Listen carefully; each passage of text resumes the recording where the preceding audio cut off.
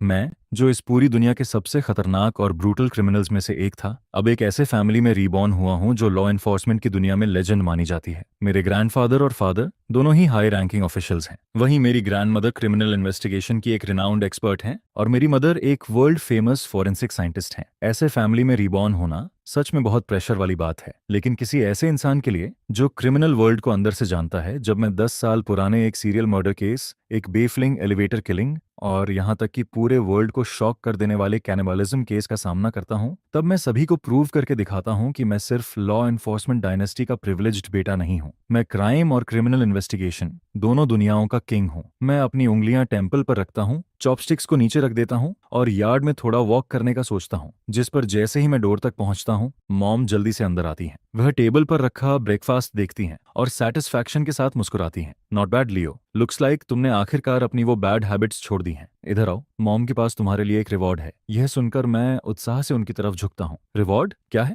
जिस पर मैं कुछ समझ पाता उससे पहले ही वह मेरा चेहरा पकड़कर उसे इधर उधर घुमाने लगती है, जिस पर मैं तुरंत चिल्ला उठता हूँ, मॉम ये कैसा रिवॉर्ड है? जिस पर मॉम हंसने लगती हैं। अभी मेरे पास तुम्हारे लिए रियल गिफ्ट लेने का टाइम नहीं है, इसे IOU समझ लो। एक मेजर केस अभी अभी ब्रेक हुआ है। किंगडू, मुझे जल्दी वापस जाना है। यह कहकर वह हंसते हुए स्टेयर्स की तरफ बढ़ती हैं, लेकिन जल्दबाजी में उनके हाथों से फाइल्स फिसल जाती हैं और पूरे फ्लोर पर बिखर जाती हैं, जिस पर मैं उन्हें उठाने के लिए आगे बढ़ता हूं और मौका मिलते ही मॉम को छेड़ने लगता हूं। अब समझ आया कि डैड क्यों कहते हैं कि फॉरेंसिक साइंटिस्ट बन जाना तुम्हारी लाइफ का सबसे बड़ा मिरेकल है। देखो खुद को, बिल्कुल डैड जितनी केयरलेस हो। यह सुनकर मॉम का चेहरा इरिटेशन से लाल पड़ जाता है। तुम्हारी हिम्मत कैसे हुई मेरा मजाक उड़ाने की? जिस पर कुछ सेकंड बाद वह बहस छोड़ देती हैं। फाइन, मेरे पास इसके लिए टाइम नहीं है, यह कहकर वह जाने लगती हैं, लेकिन तभी मैं उनका हाथ पकड़ लेता हूं, क्योंकि फाइल्स उठाते वक्त मेरी नजर एक क्राइम सीन फोटो पर पड़ चुकी थी। मैं हल्का सा भौहें सिकोड़ता हूं। मॉम भी ये केस इतना सिंपल नहीं है। जिस पर मॉम, विवियन, सू मुझे हैरानी से देखती हैं। तुम इसके बारे में क्या जानते हो? जाओ अपना काम करो, कुछ ही दिनों में स्कूल शुरू होने वाला है। तुम्हें पढ़ाई नहीं करनी चाहिए? अगर उन्होंने ये बात नहीं कही होती तो शायद मैं खुद ही भूल जाता। आखिर इस समय मैं सिर्फ 17 साल का एक हाई स्कूल स्टूडेंट हूँ। सीनियर ईयर का सेकंड सेमेस्टर शुरू होने वाला है, लेकिन मेरी नजर अभी भी उसी फोटो पर टिकी रहती है। ये किलर, इसके अंदर कुछ बहुत गलत है। जिस पर मॉम चुपचाप सुनती रहती हैं। डेथ तो डेथ होती है, विक्टिम का सिर नीचे है, सही बात है, लेकिन मौत के बाद भी किलर रुकता नहीं है। वह बॉडी पर बार बार स्लैश करता है, एक के बाद एक। ये सिर्फ मर्डर नहीं है,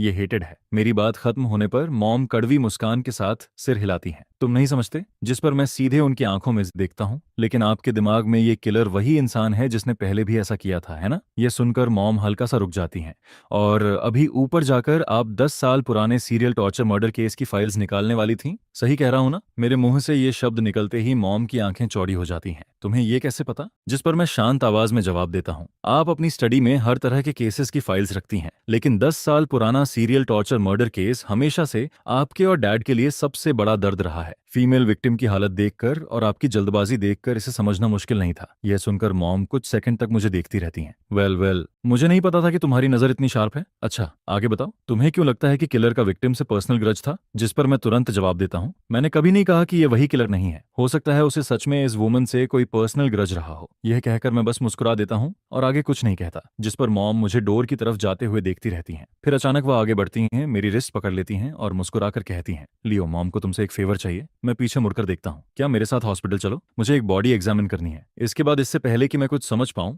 मॉम मुझे सीधे हॉस्पिटल ले आती हैं। लेकिन जैसे ही हम हॉस्पिटल के एंट्रेंस पर पहुंचते हैं, कैमरेज और माइक्रोफोन्स का एक बड़ा झुंड हमें चारों तरफ से घेर लेता है। प्रोफेसर सू आ गई हैं। प्रोफेसर सू, क्या आपको लगता है कि इस केस का किलर वही इंसान है जिसने 10 साल पहले सीरियल टॉर्चर मर्डर केस को अंजाम दिया था? प्रोफेसर सू, पूरे एक दशक बाद बिल्कुल वैसा ही केस सामने आया है। उस समय आप लीड फोरेंसिक साइंटिस्ट थीं और वो आपकी पूरी करियर का इकलौता केस था जिसमें आपको किलर के खिलाफ कोई लीड नहीं मिली थी। इस बारे में आपका क्या कहना है? जिस पर रिपोर्टर्स मॉम पर एक के बाद एक सवालों की बारिश करने लगते हैं। मॉम की भौहें सिकुड़ जाती हैं। ऑटोप्सी करना उनकी स्ट्रेंथ है, लेकिन रिपोर्टर्स को हैंडल करना बिल्कुल नहीं। और रिपोर्टर्स जो कह रहे हैं वह गलत भी नहीं है। मॉम के लगभग फ्लॉलेस करियर पर सिर्फ एक दाग है। वह उसी समय लगा था जब उनकी रेप्यूटेशन अपने पीक पर थी, और फिर भी उन्हें उस सीरियल मर्डर केस में कोई लीड नहीं मिली थी। अभी मैं साफ देख सकता हूं कि मॉम का गुस्सा धीरे धीरे बढ़ता जा रहा है। लेकिन इससे पहले कि वह कुछ रिएक्ट करती, एक हाथ उनके पीछे से आगे आता है, जिस पर मैं मॉम के सामने खड़ा हो जाता हूँ और रास्ता रोक रहे सभी लोगों को एक तरफ धकेल देता हूँ। यहाँ एक मर्डर सॉल्व करना है, स्टोरी बाद में भी लिखी जा सकती है। मैं बर्फ जैसी ठंडी नजरों से सबको देखता हूँ। केस अभी अभी ब्रेक हुआ है। आखिर तुम लोग रिपोर्ट किस चीज पर कर रहे हो? जिस पर आसपास मौजूद सभी रिपोर्टर्स चुप हो जाते हैं। क्या तुम लोगों को समझ भी है कि यहाँ बर्बाद होने वाला हर एक सेकंड किसी किलर के आजाद घूमने का दूसरा मौका बन सकता है? मैं मॉम का हाथ पकड़कर उन्हें आगे ले जाता हूँ। साइड हटो सभी लोग। मेरा चेहरा पूरी तरह कोल्ड रहता है और मैं बिना रुके मॉम को अंदर लेकर बढ़ता जाता हूँ, जिस पर रिपोर्टर्स कुछ पल के लिए वहीं जमे रह जाते हैं और फिर धीरे धीरे उन्हें समझ आता है कि अभी अभी क्या हुआ है। कोई कहता है, क्या वो लड़का प्रोफेसर का स्टूडेंट है?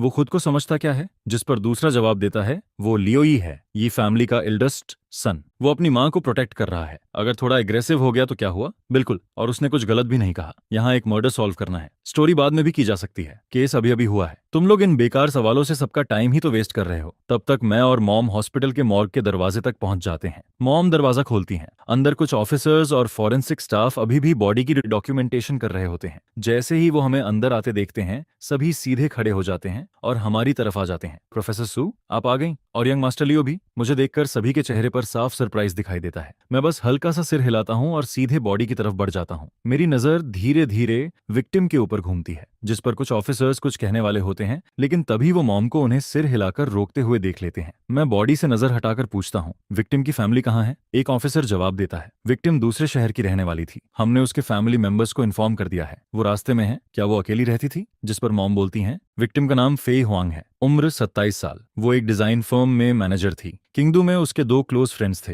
वो अपने फियांसे के साथ रहती थी। सभी के अनुसार दोनों का रिलेशनशिप काफी लविंग था। मैं धीरे से कहता हूँ, समझ गया। इसके बाद मैं ग्लव्स पहन लेता हूँ, जिस पर कमरे का माहौल अचानक बदल जाता है। सभी के चेहरे पर डिसेबिलिफ साफ नजर आने लगता है। यहाँ तक कि मॉम भी पूरी तरह शॉक दिखाई देती हैं, क्योंकि वो सबसे अच्छी तरह जानती हैं कि मैंने इससे पहले कभी किसी बॉडी को एग्जामिन नहीं किया। आमतौर पर लोग डेड बॉडी को देखकर डर जाते हैं, लेकिन मुझे देखकर ऐसा लग रहा है जैसे मैं खुद ऑटोप्सी करने वाला हूँ। जिस पर मॉम के जूनियर फोरेंसिक स्टाफ में से एक जल्दी से आगे आता है और मुस्कुराकर कहता है, यंग मास्टर लियो, बॉडी का एग्जामिनेशन पहले ही हो चुका है। मैं उसकी बात को पूरी तरह इग्नोर कर देता हूँ। फिर अपने ग्लोड हैंड से बिना किसी हिचकिचाहट के स्टैब वंड के अंदर उंगलियां डाल देता हूँ, जिस पर कमरे में मौजूद सभी लोग शॉक्ड होकर मुझे देखने लगते हैं। मैं 2 उंगलियों से वंड के आसपास के फ्लैश को ध्यान से अलग करता हूँ। यह देखकर मॉम चिंता भरी आवाज में कहती हैं, लियो, खुद पर ज्यादा प्रेशर मत डालो। तुमने पहले कभी ऐसा नहीं किया, तुम्हारे शरीर का रिएक्शन खराब हो सकता है। जिस पर मैं वंड छोड़ देता हूँ और बोलता हूँ, विक्टिम की मौत सुबह 3:30 से 4 बजे के बीच हुई है। चेस्ट में लगा वंड फेटल वंड है, उसी की वजह से उसकी मौत हुई। वेपन लगभग 13 सेंटीमीटर लंबा और 2 सेंटीमीटर चौड़ा ब्लेड था। एक डैगर, लेकिन ज्यादा शार्प नहीं था। संभावना है कि उसे काफी बार यूज किया गया था, इसलिए वंड के किनारों पर फ्लैश थोड़ा फटा हुआ दिखाई दे रहा है। फेटल अटैक के बाद किलर रुकता नहीं है। वह बॉडी पर लगातार स्लैश करता है, यहाँ तक कि पैरों तक, और जैसे जैसे नीचे जाता है कट्स शैलो होते जाते हैं। मेरी बात खत्म होते ही मैं पीछे मुड़ता हूँ, जिस पर देखता हूँ कि कमरे में मौजूद हर इंसान मुझे शॉक्ड साइलेंस के साथ घूर रहा है। मैं मॉम के पास जाकर पूछता हूँ, क्या हुआ? जिस पर मॉम दोनों हाथों से मेरा चेहरा पकड़कर जोर जोर से रगड़ने लगती हैं। फिर अचानक बोल उठती हैं, रुको, तुम सच में मेरे लियो हो? मैं आंखें घुमाता हूँ। और कौन हो सकता हूँ? ये इम्पॉसिबल है। मेरा लियो तो मतलब थोड़ा स्लो होना चाहिए था। तुम सिर्फ कुछ सेकंड्स में विक्टिम के वॉन्ट्स देखकर सब कुछ सही कैसे बता सकते हो? मॉम अभी भी शॉक से बाहर नहीं निकल पाती, लेकिन मैं कोई एक्सप्लेनेशन नहीं देता। इसके बजाय मैं सीनियर ऑफिसर की तरफ मुड़ता हूँ। ऑफिसर जंग, विक्टिम से जुड़े सभी लोगों को यहाँ लेकर आइए। मैं चाहता हूँ कि वो बॉडी को एक आखिरी बार देखें। ऑफिसर जेंग गहरी सांस लेता है, उसका चेहरा गंभीर हो जाता है। अंडरस्टूड, मैं अभी उन्हें लेकर आता हूँ। ऑफिसर जेंग के जाने के बाद मैं भी बाहर निकल जाता हूँ। जैसे ही मैं बाहर जाता हूँ, मर्ग के अंदर फुसफुसाहट शुरू हो जाती है। वाई फैमिली वाकई अलग है। बचपन से इसी माहौल में बड़ा हुआ है, तभी तो। अभी बॉडी के साथ जो उसने किया वो सच में अनबिलीवेबल था। Seriously impressive. प्रोफेसर सू और सीनियर फिनच चेन के अलावा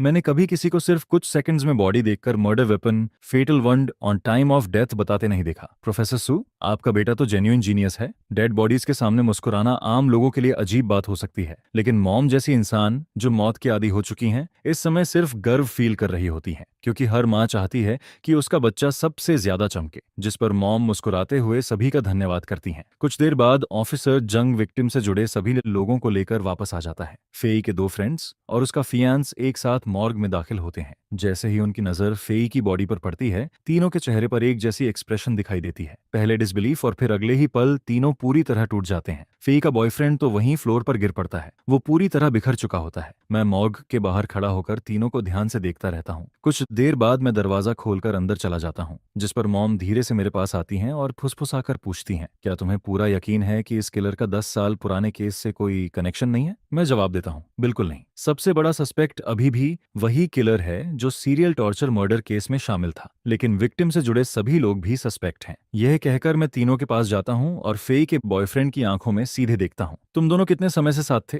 वो जवाब देने से पहले कई सेकंड्स लेता है, फिर सिर उठाता है, लेकिन जैसे ही उसे पता चलता है कि मैं सिर्फ एक टीनेजर हूँ, वो दोबारा नजरें झुका लेता है, जिस पर मैं कंधे उचकाता हूँ और दोनों फीमेल फ्रेंड्स की तरफ मुड़ जाता हूँ। और तुम लोग उसे कब से जानती थी? उनमें से एक जवाब देती है, हम फेई को 4 या 5 साल से जानते हैं। हम पहले साथ रहते थे। बाद में जब फेई और लियोन की शादी की बात सीरियस हो गई, तब हम अलग रहने लगे। एक बोलती है और दूसरी उसकी बात आगे बढ़ाती है। मुझे अब भी यकीन नहीं हो रहा कि फेई के साथ ऐसा हो सकता है। आखिर ऐसा किसने किया होगा? कोई इतना क्रूअल कैसे हो सकता है? आखिरकार फेई का बॉयफ्रेंड लियोन ली भी बोलता है, लेकिन उसकी आवाज लगातार कांप रही होती है। ये मेरी गलती है। मुझे कल रात उसके साथ रुकना चाहिए था। मैं वहां से गया ही क्यों? अगर मैं बस उसके साथ रुक जाता तो ये सब कभी नहीं होता। जिस पर मैं उसके सामने झुककर बैठ जाता हूँ। क्या वो हाल ही में बहुत बिजी थी? वो रात के 3 बजे के बाद ही काम से निकलती थी। वो पूरी तरह एक डिजाइन प्रोजेक्ट में लगी हुई थी। कुछ दिन पहले ही उसे उसमें ब्रेक थ्रू मिला था और तब से वो लगातार उसी पर काम कर रही थी। मैं उसे बार बार कहता था कि जल्दी मत करो, लेकिन वो बहुत डिटरमिन्ड थी। मेरी किसी बात का उस पर कोई असर नहीं हुआ। यह कहते कहते लियोन फिर से इमोशनल हो जाता है। ये मेरी गलती है। मैं थोड़ा और रुक क्यों नहीं गया? जिस पर मैं खड़ा हो जाता हूँ। ऑफिसर जिंग, इन्हें घर जाने दीजिए और आराम करने दीजिए। मैं नहीं जा रहा। मैं उसके साथ रहूंगा। हमारी शादी बस 2 या 3 महीने दूर थी। आखिर ये सब क्यों हुआ? लियोन की आवाज दर्द से भर जाती है और वो जोर से रो पड़ता है। कमरे में मौजूद हर ऑफिसर उसे चुपचाप देखता रहता है। यहाँ तक कि मॉम भी, जिन्होंने अपनी जिंदगी में अनगिनत मौतें देखी हैं, एक लंबी सांस छोड़ती हैं। कितनी दुखद बात है। जिस पर मैं ये सब चुपचाप देखता रहता हूँ। अपनी पिछली जिंदगी में मैंने ना जाने कितने क्राइम्स को ऑनस्ट्रेट किया था। इतने कि दुनिया की सबसे एलीट एजेंसीज मेरे पीछे पड़ गई थीं। और एक समय का क्राइम लॉर्ड होने के नाते क्रिमिनल माइंड को मुझसे बेहतर कोई नहीं समझ सकता। आंखें जो देखती हैं वो सच भी हो सकता है, और वो भी हो सकता है जो कोई तुम्हें दिखाना चाहता है। जिस पर मैं ऑफिसर्स को हल्का सा इशारा करता हूँ। वो लियोन और फेई के दोस्तों को धीरे धीरे कमरे से बाहर ले जाते हैं। इसके बाद मॉम मेरे पास आती हैं। लियो, क्या तुम्हें कुछ समझ आया है? मैं कोई जवाब नहीं देता। इसके बजाय मॉम के फाइल बैग में हाथ डालकर क्राइम सीन फोटोज निकाल लेता हूँ। फोटोज बिल्कुल क्लियर हैं और हर एंगल से ली गई हैं। मैं उन्हें एक एक करके सामने फैला देता हूँ। करीब 2 मिनट तक उन्हें ध्यान से देखता रहता हूँ, फिर बोलता हूँ, मैं पूरी सर्टेनिटी के साथ कह सकता हूँ कि इस केस का 10 साल पुराने सीरियल टॉर्चर मर्डर केस से कोई कनेक्शन नहीं है। मेरे ये शब्द सुनते ही मॉम और कमरे में मौजूद सभी ऑफिसर्स शॉक से सख्त पड़ जाते हैं। लेकिन तरीका, ब्रूटैलिटी, सब कुछ तो 10 साल पुराने केस जैसा ही है। बिल्कुल। और विक्टिम की बैक पर वर्ड्स भी कार्व किए गए हैं, I am back. Original killer भी बिल्कुल ऐसे ही मार्क्स छोड़ता था, ब्रूटल और डिलिबरेट। बस फर्क इतना है कि इस बार वर्ड्स हैं, पहले नंबर्स थे। जिस पर एक ऑफिसर समझाते हुए कहता है, 10 साल पुराने सीरियल टॉर्चर मर्डर केस में हर विक्टिम फीमेल थी और हर विक्टिम की बॉडी पर एक मार्क छोड़ा गया था। तब नंबर्स कार्व किए जाते थे, 9-1, 9-2, और 9-9 के बाद किलिंग्स अचानक बंद हो गई थीं। मैं उनकी बातें सुनता हूँ और मेरे चेहरे पर हल्की ठंडी मुस्कान आ जाती है। क्या आप लोग वाकई मानते हैं कि ब्रूटैलिटी का लेवल सेम है? जिस पर सभी मेरी तरफ देखने लगते हैं। फेई की बॉडी पर कम से कम 5 वाइटल पॉइंट्स हैं जहां ब्लेड पूरी तरह अंदर तक घुसाया गया था। लेकिन 10 साल पहले की विक्टिम्स में एक भी ऐसा वुंड नहीं था। हर स्लैश कैजुअल था, लगभग केयरलेस, और सभी वॉन्ड्स लगभग एक जैसी शैलो डेप्थ तक ही जाते थे, स्किन को मुश्किल से काटते हुए। इसका मतलब है कि ओरिजिनल किलर को ब्लेड पर एक्स्ट्रा ऑर्डिनरी कंट्रोल था और उसका प्रोफेशन लगभग निश्चित रूप से किसी ब्लेड वाले काम से जुड़ा हुआ था। एक ऑफिसर तुरंत बोल पड़ता है, अगर वॉन्ड्स की डेप्थ अलग भी है, तब भी इससे उसे सस्पेक्ट लिस्ट से बाहर नहीं किया जा सकता। मैं उसकी तरफ देखकर मुस्कुराता हूँ। 10 साल पहले वाला किलर जीनियस था, या शायद वो तुम सबके साथ खेल रहा था, लेकिन किलर सिर्फ उसकी एक सस्ती कॉपी है। यह कहते हुए मैं मॉम के फाइल बैग से एक पुरानी और घिसी हुई फोटो निकालता हूँ। उसमें ओरिजिनल विक्टिम्स में से एक की बैक दिखाई दे रही होती है। मैं फोटो में बंधी हुई रिस्ट्स पर उंगली रखता हूँ। मैं इस बहस को यहीं खत्म करता हूँ। ये कहकर मैं दरवाजे की तरफ बढ़ जाता हूँ। लियो, तुम कहाँ जा रहे हो? जिस पर मैं मुस्कुरा देता हूँ। मुझे काफी अच्छा अंदाजा है कि किलर कहाँ मिल सकता है। इसके बाद हम सीधे एफएई के वर्क प्लेस पहुंच जाते हैं। ऑफिस में किसी को भी ये नहीं पता होता कि उनकी मैनेजर मर चुकी है। मैं डिजाइन फर्म का दरवाजा खोलकर अंदर चला जाता हूँ। दिन की शुरुआत ही हुई होती है। अपने डेस्क्स पर बैठे ज्यादातर लोग आधी नींद में दिखाई दे रहे होते हैं। जैसे ही वो मुझे, मॉम और दोनों ऑफिसर्स को देखते हैं, सबकी आंखों में कंफ्यूजन भर जाता है, जिस पर एक एम्प्लॉय उठकर हमारे पास आता है। ऑफिसर्स, हम आपकी क्या मदद कर सकते हैं? मैं जवाब देता हूँ, हम यहाँ आपकी मैनेजर फेई क्वांग के बारे में आए हैं। वो एम्प्लॉय पलकें झपकाता है। ओह, आप मैनेजर फेई को ढूंढ रहे हैं। मैं उन्हें बुलाता हूँ। वो हर दिन सबसे पहले ऑफिस आती हैं। वो जरूर अपने ऑफिस में होंगी। जिस पर मैं उसे रोक देता हूँ। जरूरत नहीं है, वो मर चुकी है। मेरे ये शब्द पूरे ऑफिस में शॉक वेव की तरह फैल जाते हैं। हर तरफ आंखें चौड़ी हो जाती हैं। क्या मैनेजर फेई मर गई? ये कैसे हो सकता है? वो तो कल बिल्कुल ठीक थी। कल रात भी वो यहीं देर तक काम कर रही थीं। उनका फियांसे भी पूरे समय उनके साथ था। अगले ही पल पूरा ऑफिस शोर से भर जाता है। सुबह की शांत हवा अचानक कियोस में बदल जाती है, जिस पर मैं कमरे में मौजूद हर चेहरे को ध्यान से देखने लगता हूँ। मेरे पीछे खड़ा एक ऑफिसर समय बर्बाद न हो इसलिए जोर से कहता है, सभी लोग शांत हो जाइए, हम इन्वेस्टिगेशन के लिए यहाँ आए हैं। क्या हाल ही में किसी ने फेई के बिहेवियर में कुछ अनयूजुअल नोटिस किया था? और क्या यहाँ उसका किसी के साथ कोई कॉन्फ्लिक्ट था? लेकिन ऑफिसर अपनी बात पूरी करता उससे पहले ही मैं बीच में बोल पड़ता हूँ, उसे छोड़िए। जो लोग हाल ही में ऑफिस नहीं आए थे वो आगे आए। मेरी बात सुनकर ऑफिसर्स और मॉम दोनों हैरान हो जाते हैं, क्योंकि मैं उन लोगों के बारे में पूछ रहा हूं जो यहाँ मौजूद नहीं थे। मॉम धीरे से कहती हैं, लियो, मामला इतना सिंपल नहीं हो सकता। किलर ने क्राइम सीन पर कोई ट्रेस नहीं छोड़ा। इसका मतलब है कि उसके पास अच्छी काउंटर फोरेंसिक स्किल्स हैं। तो वो खुद को सस्पेशन में क्यों डालेगा? मैं बिना रुके मुस्कुरा देता हूँ। बस यूं ही पूछ रहा हूँ। जिस पर 3 लोग तुरंत आगे आते हैं, एक आदमी और 2 महिलाएं। तीनों जवान हैं और तीनों के चेहरों पर शॉक और ग्रीफ साफ दिखाई दे रहा होता है। उनमें से एक महिला की आंखें तो पहले से ही लाल हो चुकी होती हैं। मैं उसके पास जाता हूँ, लेकिन मैं कुछ कहूँ उससे पहले ही वो रो पड़ती है। ये नहीं हो सकता। फेई कैसे मर सकती है? वो इतनी अच्छी इंसान थी। ये कैसे हो सकता है? उसकी आंखों से लगातार आंसू बह रहे होते हैं, जिस पर मैं पास वाली डेस्क से एक टिश्यू उठाता हूँ और उसे दे देता हूँ। तुम फेई के काफी क्लोज थी, है ना? मैं उनकी असिस्टेंट हूँ। पिछले कुछ दिनों से मेरी तबीयत खराब थी। उन्होंने ही मुझे घर जाकर आराम करने के लिए कहा था। मैं आज वापस आई हूँ क्योंकि अब थोड़ा बेहतर फील कर रही हूँ। मैंने कभी इमेजिन भी नहीं किया था कि ऐसा कुछ हो सकता है। मैं आसानी से समझ सकता हूँ कि उसकी तबीयत सच में ठीक नहीं है। वो बार बार खांस रही होती है और उसकी आवाज भी भारी लग रही होती है, जिस पर मैं हल्का सा सिर हिलाता हूँ और उससे ज्यादा सवाल किए बिना आगे बढ़ जाता हूँ। इसके बाद मैं उस जवान आदमी के पास जाता हूँ। वो गहरी सांस लेता है। मैं बिजनेस ट्रिप पर शहर से बाहर गया हुआ था, आज ही वापस आया हूँ। और तुम? मैं आखिरी महिला की तरफ मुड़ता हूँ। उसके बारे में कुछ अलग महसूस होता है। मॉम की नजरें भी लगभग लगातार उसी पर टिकी हुई हैं, क्योंकि जब फेई की मौत की खबर सुनाई गई थी तब उसके चेहरे पर भी बाकी लोगों जैसा शौक था। लेकिन उस शौक के नीचे सिर्फ एक पल के लिए कुछ और भी था, रिलीफ। वो एहसास अगले ही पल गायब हो गया था, लेकिन मॉम की नजरों से बच नहीं पाया। उनका इंस्टिंक्ट उन्हें पहले ही बता चुका था कि इस महिला का फेई के साथ कोई पुराना हिसाब जरूर है, जिस पर मैं भी उसे ध्यान से देखने लगता हूँ। वो काफी कंपोज दिखाई दे रही होती है। और तुम क्यों छुट्टी पर थी? घर पर कुछ काम था, इसलिए मैंने कुछ दिन की छुट्टी ले ली थी। कितने दिन? 1 हफ्ता। मैं ऐसा रिएक्शन देता हूँ जैसे मुझे कुछ समझ आ गया हो। पूरा 7 दिन। घर पर कोई सीरियस बात थी? नहीं, बस थक गई थी, थोड़ा ब्रेक चाहिए था। जिस पर मैं धीरे से हम कहता हूँ और दूसरी तरफ देखने लगता हूँ। 7 दिन किसी दूसरे इंसान के तरीके को समझने के लिए काफी समय, बल्कि उससे भी ज्यादा, इतना कि कोई उसकी अच्छी खासी कॉपी तैयार कर सके। मेरी ये बात सुनते ही कमरे में मौजूद कई लोगों की नजरें तुरंत उसी महिला की तरफ घूम जाती हैं, जिस पर एक डिप्टी मैनेजर बोल पड़ता है, आप आखिर कहना क्या चाहते हैं? जब फेई की बॉडी मिली थी तब उसे रस्सियों से बांधा गया था। उसका सिर नीचे था, बॉडी ऊपर की तरफ थी और उसकी बैक पर वर्ड्स लिखे हुए थे। जो भी किंगडम में काफी समय से रह रहा है उसे पता होना चाहिए कि इसका क्या मतलब है। मैं अपनी बात पूरी करता उससे पहले ही एक मिडिल एज्ड एम्प्लॉय चौड़ी आंखों से मुझे देखने लगता है। सीरियल टॉर्चर मर्डर केस, बिल्कुल 10 साल पुराना सीरियल टॉर्चर मर्डर केस। मेरी आवाज ठंडी हो जाती है। मैनेजर फेई की बॉडी जिस हालत में मिली है वो 10 साल पहले की उन 9 विक्टिम्स जैसी ही है, जिस पर वो महिला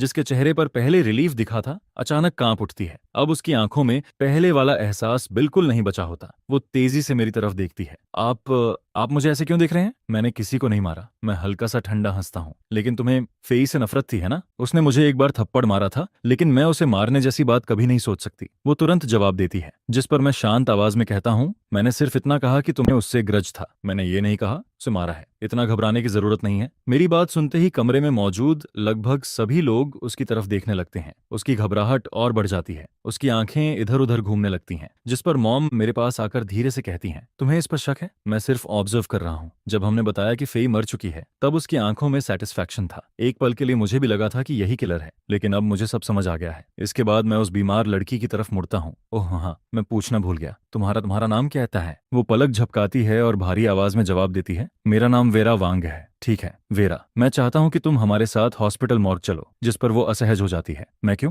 मेरा फेई से कोई झगड़ा नहीं था। मेरे चेहरे पर एक अजीब सी मुस्कान आ जाती है। मैंने ऐसा कब कहा? तुमने खुद कहा था कि तुम उसके काफी क्लोज थी, तो तुम्हें उसे आखिरी बार अलविदा कहना चाहिए। कुछ पल बाद वो सिर हिला देती है। ठीक है, मैं चलूंगी। जिस पर मैं मुस्कुरा देता हूँ और अचानक उसका हाथ पकड़ लेता हूँ। चाहे तुम बाकी लोगों को कितनी भी बेचारी क्यों न लगो, लेकिन एक बात साफ है, तुम ही किलर हो। मेरे ये शब्द सुनते ही पूरा ऑफिस एकदम शांत हो जाता है। हर इंसान की नजर मुझ पर और वेरा पर टिक जाती है। फिर अचानक किसी को होश आता है। ऑफिसर, आपसे गलती हो रही है। वेरा मैनेजर फाई को नहीं मार सकती। आपने खुद कहा था कि ये case serial torture murder case जैसा है, तो किलर वही होना चाहिए जो 10 साल पहले था। और वैसे भी वेरा के पास कोई मोटिव नहीं है। बिल्कुल, वेरा को तो कीड़ों से भी डर लगता है। और जब वो गैम्बलिंग डेट में फंस गई थी, तब मैनेजर फेई ने उसकी मदद की थी। उसका पूरा कर्ज फेई ने चुकाया था। उसके कॉलेग्स लगातार उसका बचाव करने लगते हैं, लेकिन मैं तुरंत उस इंसान की तरफ मुड़ता हूं जिसने गैम्बलिंग की बात कही थी। ये गैम्बलिंग करती थी? हाँ, ये ऑनलाइन गैम्बलिंग में फंस गई थी। इस पर काफी बड़ा कर्ज हो गया था। आखिरी बार जब उसका क्रेडिटर ऑफिस तक पहुंच गया था, तब मैनेजर फेई ने बीच में आकर मामला संभाला था। यह सुनकर मेरे अंदर एक ठंडी हंसी उठती है। मेरी नजरें बाज की तरह वेरा पर टिक जाती हैं। मुझे उम्मीद है कि ये उस इंसान को धोखा देने वाली कहानी नहीं होगी जिसने तुम्हारी मदद की थी। इसके बाद मैं आदेश देता हूँ, इसे हॉस्पिटल ले जाओ और एक दूसरी टीम को इसके घर की तलाशी लेने भेजो। मेरी बात सुनते ही वेरा के चेहरे का रंग उड़ जाता है। मैं तो सिर्फ श्रद्धांजलि देने जा रही थी। आपको किस हक से मुझे किलर कहने का अधिकार मिला? 10 साल पहले भी आप लोग किलर को नहीं पकड़ पाए थे। अब वो फिर से वापस आया है, तो फिर मेरे पीछे क्यों पड़े हैं? मैं हल्का सा मुस्कुराता हूँ। इंटरेस्टिंग। तुम्हें 10 साल पुराने केस के बारे में काफी कुछ पता है। मैं आंखें सिकोड़ लेता हूँ, जिस पर मॉम भी मेरे बगल में सतर्क हो जाती हैं। वेरा तुरंत जवाब देती है, तो इसमें क्या दिक्कत है? अगर आप लोगों ने तब किलर को पकड़ लिया होता, तो आज फेई जिंदा होती। मैं एक कदम आगे बढ़ता हूँ। फिर भी मानने को तैयार नहीं हो? तुम्हारे हाथों पर जो कॉलर्स हैं वो बिल्कुल नए हैं। हाल ही में तुमने काफी हैवी फिजिकल वर्क किया है। तुम एक असिस्टेंट हो। क्या इस कंपनी में असिस्टेंट्स को इतना भारी सामान उठाना पड़ता है? वो जवाब देने के लिए मुंह खोलती है, लेकिन मैं उसे मौका ही नहीं देता। पहला पॉइंट, तुम्हारे हाथों के कॉल्स। दूसरा पॉइंट, जब हमने कहा कि फेई की मौत बिल्कुल 10 साल पुरानी विक्टिम्स जैसी हुई है, तब तुम अचानक रिलैक्स हो गई थी। और जब हमारा ध्यान तुम्हारी कॉलेग की तरफ गया, तब तुम्हारी आंखों में सेटिस्फैक्शन साफ दिखाई दे रहा था। मैं क्रिमिनल माइंड को बहुत अच्छी तरह जानता हूँ। मेरी पिछली जिंदगी ने मुझे यह सिखाया था, किलर लगभग हमेशा वही पर्सन होता है जिस पर सबसे कम शक किया जाता है, और सिर्फ गिल्टी पर्सन ही खुद को इनोसेंट दिखाने के लिए इतनी मेहनत करता है। जिस पर वीरा अंदर आते ही फूट फूट कर रोने लगती है। उसे देखकर मॉम तक इमोशनल हो जाती है, लेकिन मैं आंसुओं पर भरोसा नहीं करता। इमोशन लोगों के जजमेंट को क्लाउड करने का सबसे भरोसेमंद तरीका होता है। जिस पर वेरा के होंठ कांपने लगते हैं। वह कहती है, मुझे नहीं पता तुमने क्या देखा है, लेकिन तुम गलत हो। मैं अपने होंठों के कोने को हल्का सा खींचता हूँ और अपने एक को लेग की तरफ मुड़ता हूँ। लियोन ली को कॉल करो। उससे पूछो कि क्या वेरा हाल ही में फे से पैसे उधार लेने की कोशिश कर रही थी। जिस पर कॉल कनेक्ट हो जाता है। लियोन की आवाज काफी थकी हुई लगती है। हाँ, उसने करीब 2 हफ्ते पहले पूछा था। इसके बाद भी वह कई बार वापस आई थी, लेकिन फे हर बार मना कर देती थी। फे ने तो उसे यह तक कह दिया था कि अगर वह गैम्बलिंग नहीं छोड़ती तो उसे नौकरी से निकालना पड़ेगा। मैं शांत तरीके से उसका धन्यवाद करता हूँ, जिस पर लियोन की आवाज अचानक गंभीर हो जाती है। क्या तुम्हें वेरा पर शक है? मुझे तो लगा था किलर वही है जो 10 साल पहले था। मैं जवाब देता हूँ, हमने कभी इसकी पुष्टि नहीं की थी। हमने सिर्फ इतना कहा था कि दोनों केसेस एक जैसे हैं। इसके बाद मैं अपनी नजर वेरा पर टिकाता हूँ और धीरे धीरे एक एक शब्द बोलता हूँ। क्या मैं सही समझ रहा हूँ कि तुम्हें बार बार पैसे देने से मना किया गया था, और तुम्हें पता था कि फे तुम्हें नौकरी से निकालने वाली थी, और उसी नफरत ने तुम्हें उसे मारने के लिए मजबूर किया? जिस पर वेरा की आंखें बड़ी हो जाती हैं। उसके होंठ कांपने लगते हैं। कुछ सेकंड बीत जाते हैं, फिर वह मजबूरी में बोलती है, हाँ, मैं फे से नफरत करती थी,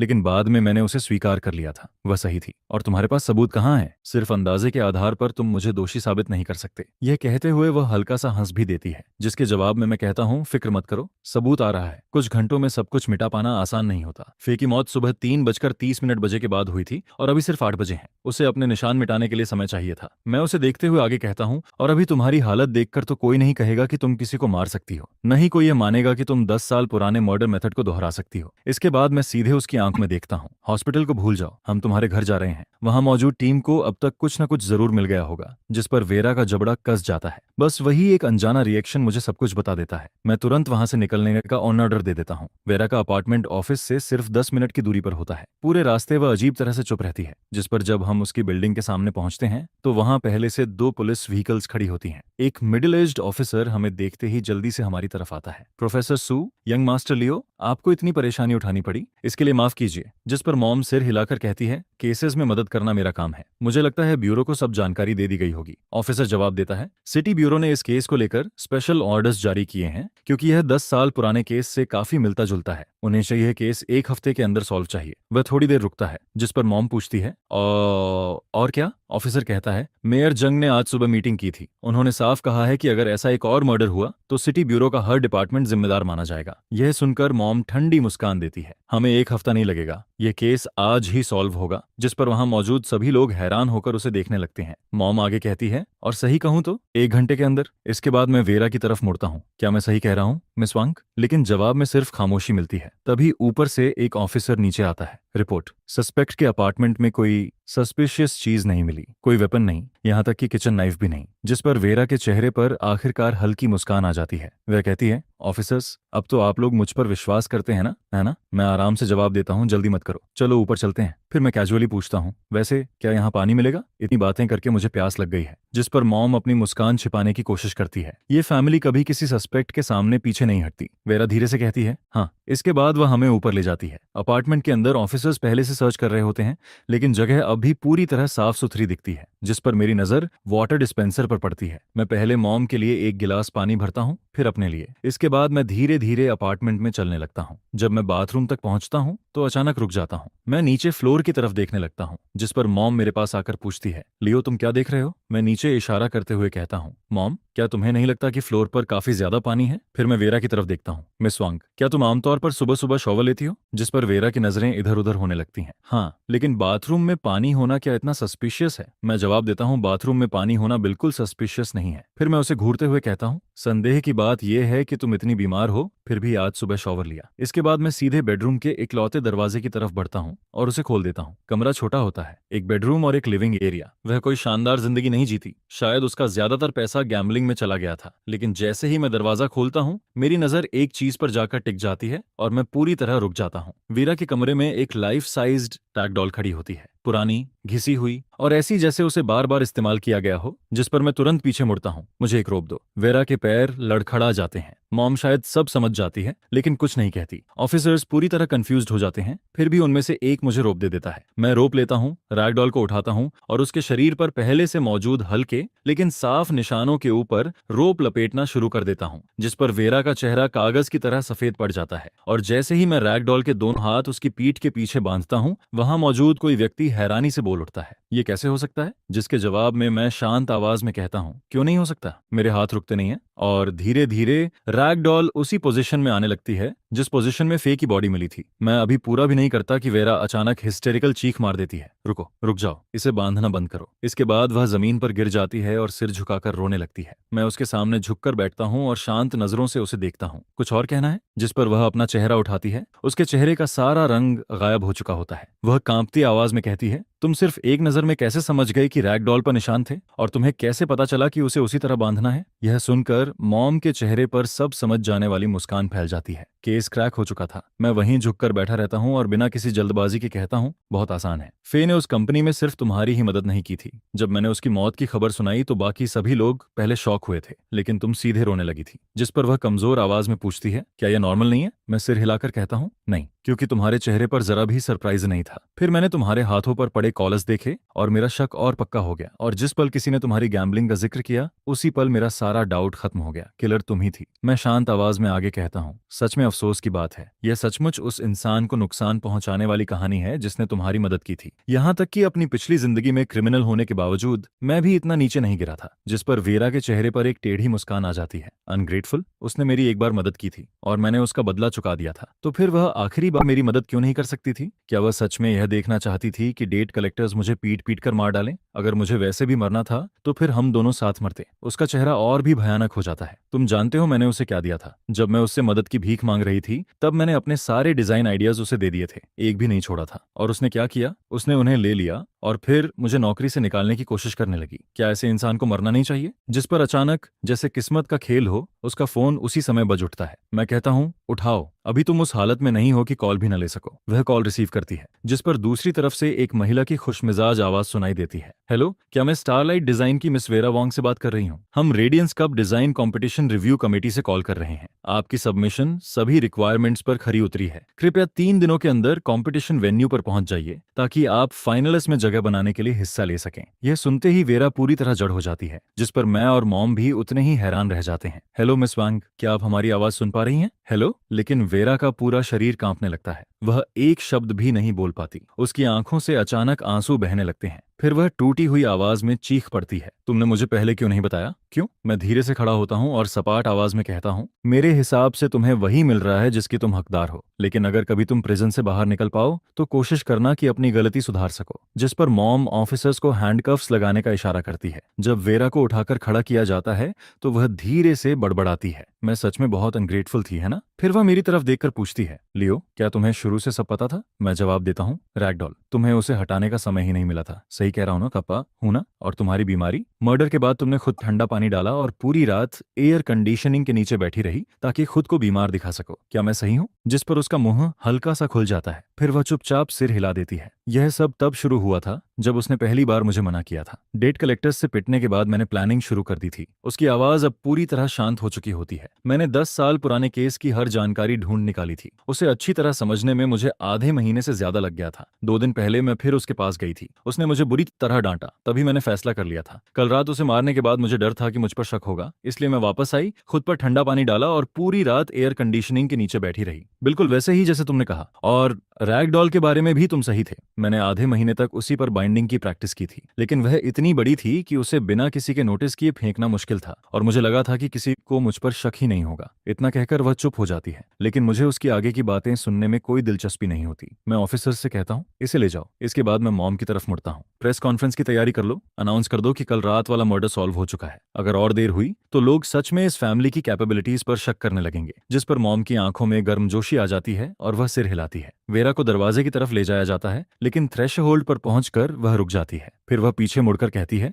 लियो, आप सभी लोगों से एक बात कहना चाहती हूँ। अगर मैं कभी प्रिजन से जिंदा बाहर निकल पाई तो मैं अपनी गलती जरूर सुधारूंगी, और अगर कभी मौका मिले तो फे की ग्रेव पर जाकर उससे कहना कि मुझे माफ कर दे। ऐसा लगता है जैसे वह और भी कुछ कहना चाहती है, लेकिन आखिर में चुप रह जाती है और ऑफिसर्स उसे वहां से ले जाते हैं। जिस पर कमरे में मौजूद बाकी सभी लोग तालियां बजाने लगते हैं। मॉम चमकती आंखों के साथ मुझे थम्स अप दिखाती है, सन, आज मुझे तुम पर बहुत गर्व है। इसके बाद मुझे पता चलता है कि जब मैं वेरा को लेकर गया हुआ था तब डैड मार्क्सियर के ऑफिस में माहौल काफी भारी था। केस फाइल्स उनकी डेस्क पर फैली हुई थीं और उनकी नजर कमरे में बैठे परेशान चेहरों पर घूम रही थी। फिर डैड बोलते हैं, चलो सबकी राय सुनते हैं। उनकी आवाज हमेशा की तरह संतुलित होती है। किंगडो सिटी ब्यूरो ने पब्लिक के सामने 1 हफ्ते के अंदर जवाब देने का वादा किया है। यह कहते हुए उनके होंठों पर हल्की मुस्कान आ जाती है, जिस पर कोई धीरे से कहता है, रेमंड श्याओ सच में एक पल भी इंतजार नहीं कर पाया, है ना? दूसरा जवाब देता है, उसे दोष भी नहीं दे सकते। यह केस उनके जुरिसडिक्शन में हुआ है, उसका यह हक बनता है। लेकिन डैड को इससे कोई फर्क पड़ता नहीं दिखता। वह कहते हैं, सबसे जरूरी चीज केस सॉल्व करना है। तुम लोगों की क्या राय है? जिस पर चश्मा पहना हुआ एक आदमी बोलता है, यह केस एक साथ कॉम्प्लिकेटेड भी है और सिंपल भी। कॉम्प्लिकेटेड इसलिए क्योंकि यह 10 साल पुराने सीरियल टॉर्चर मर्डर केस से पूरी तरह मैच करता है, और सिंपल इसलिए क्योंकि बहुत संभव है कि वही किलर फिर से लौट आया हो। वह थोड़ा रुकता है और डैड की तरफ देखता है।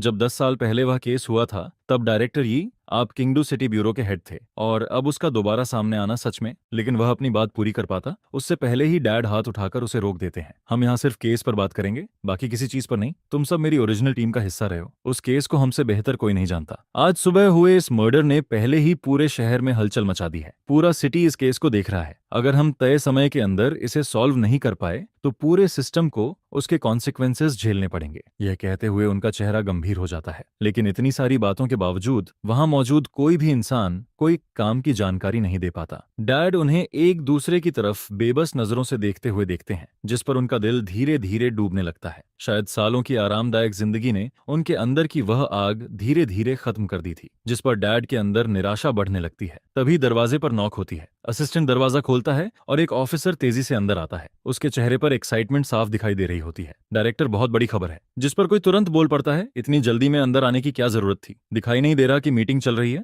ऑफिसर थोड़ा घबरा जाता है। सॉरी, मैं एक्साइटेड हो गया था। अभी अभी खबर मिली है कि कल रात वाला मर्डर सॉल्व हो गया है। यह सुनते ही पूरे ऑफिस में सन्नाटा छा जाता है। 2 से 3 सेकंड बीत जाते हैं। फिर सभी लोग एक साथ अपनी जगह से खड़े हो जाते हैं। तुम मजाक तो नहीं कर रहे? 10 साल पहले वाला किलर मिल गया? आखिरकार उस मॉन्स्टर का अंत हो गया। जिस पर डैड के चेहरे पर भी हैरानी फैल जाती है। लेकिन ऑफिसर का एक्सप्रेशन अचानक बदल जाता है। यह देखकर डैड पूछते हैं, क्या हुआ? कोई प्रॉब्लम है? ऑफिसर धीरे से कहता है, सर, किलर 10 साल पहले वाला नहीं है। जिस पर सब एक साथ बोल पड़ते हैं, क्या मतलब? बाइंडिंग मेथड वही था, बॉडी की कंडीशन भी वही थी, पीठ पर ब्लड मार्किंग्स भी बिल्कुल वैसे ही थे। सब कुछ उसी पुराने केस की तरफ इशारा कर रहा था। हम उस बाइंडिंग टेक्निक को किसी से ज्यादा जानते हैं। उस जैसी चीज पहले कभी नहीं देखी गई थी। यह गलत नहीं हो सकता। जिस पर डैड भी पूरी तरह कंफ्यूज्ड हो जाते हैं। तभी बाहर से एक आवाज सुनाई देती है। उस आवाज में गर्व साफ झलक रहा होता है। जैसा मैंने सोचा था, तुम सब लोग उसी मेथड से धोखा खा गए, बिल्कुल मेरी तरह। जब बाकी सभी लोग गलत दिशा में सोच रहे थे, तब सिर्फ एक इंसान ने सही चीज देखी। मार्कस, ये फैमिली ने सच में कमाल का बेटा पैदा किया है। डैड को उनके पूरे नाम से बुलाने वाली सिर्फ एक ही इंसान होती है, विविन सू। जिस पर डैड हैरानी से पूछते हैं, विविन, तुम्हारा मतलब क्या है? लियो इस केस में शामिल था? डैड पूरी तरह हैरान दिखाई देते हैं। मॉम सिर हिलाकर कहती है, हाँ, उस किलर का बाइंडिंग मेथड सिर्फ ऊपर ऊपर से मिलता था। हम लोगों ने बॉडी को घंटों तक स्टडी किया था, लेकिन लियो ने सिर्फ 3 सेकंड में डिफरेंस पकड़ लिया। और किलर को उसने सिर्फ 1 घंटे के अंदर अरेस्ट करवा दिया। यह सुनते ही पूरा कमरा शॉक में चला जाता है। उन्होंने घंटों तक हर डिटेल चेक की थी, लेकिन किसी ने 3 सेकंड में सच्चाई देख ली थी। उन्होंने इक्विपमेंट और एक्सपीरियंस दोनों लगा दिए थे, फिर भी कुछ नहीं मिला। लेकिन किसी और ने सिर्फ 1 घंटे में रियल किलर पकड़वा दिया था, और वह इंसान मैं था। जब सबका शॉक थोड़ा कम होता है तो डैड जोर से हंस पड़ते हैं। बाकी लोग थोड़े शर्मिंदा जरूर महसूस करते हैं, लेकिन उनके चेहरे पर खुशी भी साफ दिखाई देती है। ये फैमिली है। लियो अभी सिर्फ 17 साल का है ना? जिस पर मॉम मुस्कुराकर सिर हिला देती है। एक आदमी गहरी सांस लेकर अंगूठा दिखाता है। इनक्रेडिबल, मैं सबसे पहले मानता हूँ। लेकिन अगर किलर 10 साल पहले वाला नहीं है, तो फिर वह कौन है? मॉम जवाब देती है, वेरा वांग, फेकी असिस्टेंट। एक ऐसी लड़की जो बिल्कुल आम दिखाई देती थी। यह सुनकर कमरे में एक बार फिर हलचल मच जाती है। पूरी सुबह में किसी ने भी फेकी कॉलिग्स पर शक नहीं किया था। कभी कभी केस के सबसे करीब मौजूद लोग ही सबसे आखिरी में सच्चाई देख पाते हैं। जिस पर डैड तुरंत फैसला लेते हैं, रेमंड शियाओ को तुरंत इन्फॉर्म करो, प्रेस कॉन्फ्रेंस रखो और केस की डिटेल्स पब्लिक को बताओ। फिर वह मॉम की तरफ देखते हैं, विवियन, लियो को भी वहां पर्सनल तौर पर मौजूद रहने दो। ये कहते समय उनकी आवाज गर्व से भरी होती है, लेकिन मॉम हंस पड़ती है। वह सिर हिलाकर कहती है, मार्कस, ये इस बारे में मेरे बेटे का अपना प्लान है। 1 हफ्ते की डेडलाइन में अभी काफी समय बाकी है, और 10 साल पहले इस फैमिली ने जो रेपुटेशन खोई थी, वह उसे वापस लेना चाहता है। ये सुनते ही डैड गहरी सांस लेते हैं। उनकी आवाज में अविश्वास साफ सुनाई देता है। तुम कहना चाहती हो कि लियो 10 साल पहले वाले किलर को ढूंढना चाहता है? इसके बाद मैं घर वापस आता हूँ और सीधे स्टडी रूम में चला जाता हूँ। आंटी वांग मुझे नीचे खाना खाने के लिए बुलाती है। मैं छोटा सा जवाब देता हूँ और कहता हूँ कि मुझे डिस्टर्ब न किया जाए। फिर मैं 10 साल पुराने केस की फाइल्स निकालता हूँ। फाइल्स काफी मोटी होती हैं, लेकिन मैं एक एक पेज पढ़ना शुरू कर देता हूँ। 16 सितंबर 2007 सुबह 6 बजे कावांग डिस्ट्रिक्ट के फंग्योंग पार्क में एक महिला की बॉडी मिलती है। लीना ली, उम्र 23 साल, सिर नीचे और शरीर ऊपर की तरफ उठा हुआ। मौत की वजह स्कल पर गंभीर चोट। 18 सितंबर 2007 आरोंग डिस्ट्रिक्ट की चिंगवांग रोड के ग्रीन बेल्ट एरिया में सोफिया हुआंग, मौत दम घुटने से हुई थी। 29 सितंबर 2007 कांगवांग ब्रिज के नीचे यारा जंग, उस पर अटैक किया गया था और फिर उसे नदी में फेंक दिया गया था। जिस पर मैं पूरी फाइल एक ही सांस में पढ़ जाता हूँ, फिर फाइल बंद करता हूँ और पेन उठाकर हर लीड लिखना शुरू कर देता हूँ। 10 साल बीत चुके थे। आज की क्रिमिनल इन्वेस्टिगेशन 10 साल पहले जैसी बिल्कुल नहीं थी। अगर यही केस आज हुआ होता तो शायद बहुत पहले ही सॉल्व हो गया होता। मैं नोट्स और पेपर्स में इतना खो जाता हूँ कि तभी मॉम लंच लेकर कमरे में आ जाती है। मॉम, आप वापस कब आई? मॉम जवाब देती है, आंटी वोंग ने कॉल किया था। उसने कहा कि तुम खाने के लिए नीचे नहीं आए और वह तुम्हें डिस्टर्ब भी नहीं करना चाहती थी। यह कहते हुए उनकी नजर मेरे लिखे हुए नोट्स पर पड़ती है, जिस पर उनकी आंखें बड़ी हो जाती हैं। यह किलर का साइकोलॉजिकल प्रोफाइल तुम्हें कहां से मिला? मैं मुस्कुराकर कहता हूं, बहुत आसान है, बस हर विक्टिम की पीठ पर बने ब्लड मार्किंग्स को कंपेयर करो। देखिए, शुरुआत से ही उसने 9 लोगों को मारने का फैसला कर लिया था, इसीलिए उसने पहली विक्टिम की पीठ पर 9-1 लिखा था। लेकिन फोटोजस में कई जगह स्ट्रोक्स कांपते हुए दिखाई देते हैं। इसका मतलब है कि पहली बार वह खुद भी डरा हुआ था। अब दूसरी विक्टिम को देखिए, मार्किंग्स पहले से ज्यादा स्टेबल हैं और जैसे जैसे विक्टिम्स बढ़ते जाते हैं उसकी राइटिंग और ज्यादा बिखरती जाती है। मॉम ध्यान से सुनती रहती है, जिस पर मैं आगे कहता हूँ, क्यों? क्योंकि जब वह 9वीं विक्टिम तक पहुंचता है और फिर भी पकड़ा नहीं जाता, तब उसे लगने लगता है कि उसे कोई छू नहीं सकता। उसे लगता है कि लॉ उसके लिए कोई मायने नहीं रखता। शुरुआत का डर, फिर आदत और आखिर में घमंड। लॉ एनफोर्समेंट सिस्टम के प्रति खुली अवहेलना। विक्टिम 1 से विक्टिम 9 तक उसकी मेंटालिटी इसी तरह बदलती है। फिर मैं थोड़ा रुककर कहता हूँ, और सबसे महत्वपूर्ण बात, वह 9 विक्टिम्स के बाद रुक गया था। यही चीज ओरिजिनल कंक्लूजन को गलत साबित करती है। जिस पर मॉम तुरंत पूछती है, कौन सा कंक्लूजन? मैं जवाब देता हूँ, किलर ने विक्टिम्स को रैंडम तरीके से नहीं चुना था। हो सकता है वह मेंटली डिस्टर्ब्ड हो, लेकिन वह पर्पस के साथ मर्डर करने वाला किलर था। ये 9 विक्टिम्स सीधे या अप्रत्यक्ष रूप से एक दूसरे से जुड़े हुए हैं। यह सुनते ही मॉम तुरंत विरोध करती है, इम्पॉसिबल। उन 9 लोगों की आपस में कोई पहचान नहीं थी, उनके बीच कनेक्शन कहाँ से आ गया? फिर वह मेरी तरफ देखकर पूछती है, और तुम्हें पता है ये ओरिजिनल कंक्लूजन किसने निकाला था? मैं हल्की मुस्कान के साथ जवाब देता हूँ, ऑफ कोर्स डैड ने। मॉम मेरी बात सुनती है, फिर हाथ बढ़ाकर मेरा चेहरा इधर उधर दबाने लगती है। कमाल है, क्या तुम सच में मेरे बेटे हो? अगर ये फैमिली की रेपुटेशन का मामला नहीं होता तो क्या तुम इसे हमेशा छुपाने वाले थे? जिस पर मैं बिना कुछ डिनाई किए बस मुस्कुरा देता हूँ। बाकी चीजें तो मैं जाने दे सकता हूँ, लेकिन मॉम की इज्जत पर बात आए, यह मैं बिल्कुल बर्दाश्त नहीं करता। यह सुनकर मॉम बहुत ज्यादा खुश हो जाती है। फिर वह अपने हाथ को मेरे कंधों पर मजबूती से रखकर मुझे पास खींच लेती है। इस वक्त मॉम की खुशी साफ दिखाई दे रही है। मेरा बेटा अब आखिरकार मेरी प्रोटेक्शन कर सकता है। इसके बाद कार के अंदर सन्नाटा छा जाता है। फिर ज्यादा देर नहीं गुजरती और हम पुराने गोल्डन मॉल पहुंच जाते हैं, जिसे अब दावान प्लाजा के नाम से जाना जाता है। शॉपिंग, लिसर और एंटरटेनमेंट सब कुछ एक ही जगह मौजूद है। जिस पर कार से उतरते हुए मॉम बताती है कि इस जगह की ओनरशिप बदल चुकी है, लेकिन अच्छी बात यह है कि जनरल मैनेजर अभी भी वही आदमी है जो गोल्डन मॉल के समय भी यहाँ काम करता था, मैनेजर ली। उसे शायद कुछ पता हो। इसके बाद हम सीधे उसके ऑफिस की तरफ बढ़ते हैं। दरवाजा खुलता है, जिस पर मैनेजर ली मुस्कुराते हुए हमारा स्वागत करता है। प्रोफेसर सू, यंग मास्टर लियो, यह तो मेरे लिए सम्मान की बात है। हमारे बैठने के बाद वह हमें काफी क्यूरियोसिटी के साथ देखने लगता है। आप दोनों का खुद मेरे पास आना, मैं सच में खुद को सम्मानित महसूस कर रहा हूँ। आप खुलकर बात कीजिए, जो भी मुझे पता होगा मैं सब बता दूंगा। जिस पर मॉम बिना समय बर्बाद किए सीधे मुद्दे पर आती है। हम एक बात पूछना चाहते हैं, 10 साल पहले 16 सितंबर से पहले क्या गोल्डन मॉल में कोई बड़ी घटना हुई थी? यह सुनकर मैनेजर ली पलकें झपकाता है, फिर हल्की सी सूखी हंसी हंस देता है। Golden mall? वह तो बहुत पुरानी बात है। इतना समय गुजर चुका है कि मुझे सच में कुछ याद नहीं। उसकी बात सुनकर मैं उसकी आंखों को गौर से देखता हूँ और मेरे अंदर एक ठंडी मुस्कान उभरने लगती है। तो मैनेजर ली कह रहा है कि उसे कुछ याद नहीं और उस साल गोल्डन मॉल में कोई बड़ी घटना नहीं हुई थी, जिस पर मेरी मुस्कान और ठंडी हो जाती है। अच्छा, तो फिर ठीक है। कानून के अधिकारियों के तौर पर हम आपसे औपचारिक सहयोग की मांग करते हैं। उस साल गोल्डन मॉल में हुई हर महत्वपूर्ण घटना की पूरी रिपोर्ट तैयार कीजिए। कल सुबह 9 बजे तक वह डायरेक्टर की डेस्क पर होनी चाहिए। हर छोटी से छोटी डिटेल शामिल होनी चाहिए, एक भी चीज छूटनी नहीं चाहिए। यह सुनकर मैनेजर ली हमें घूरने लगता है। यंग मास्टर लियो, आपका मतलब क्या है? जिस पर मैं जवाब देता हूँ, हर डिटेल पूरी तरह डॉक्यूमेंट होनी चाहिए।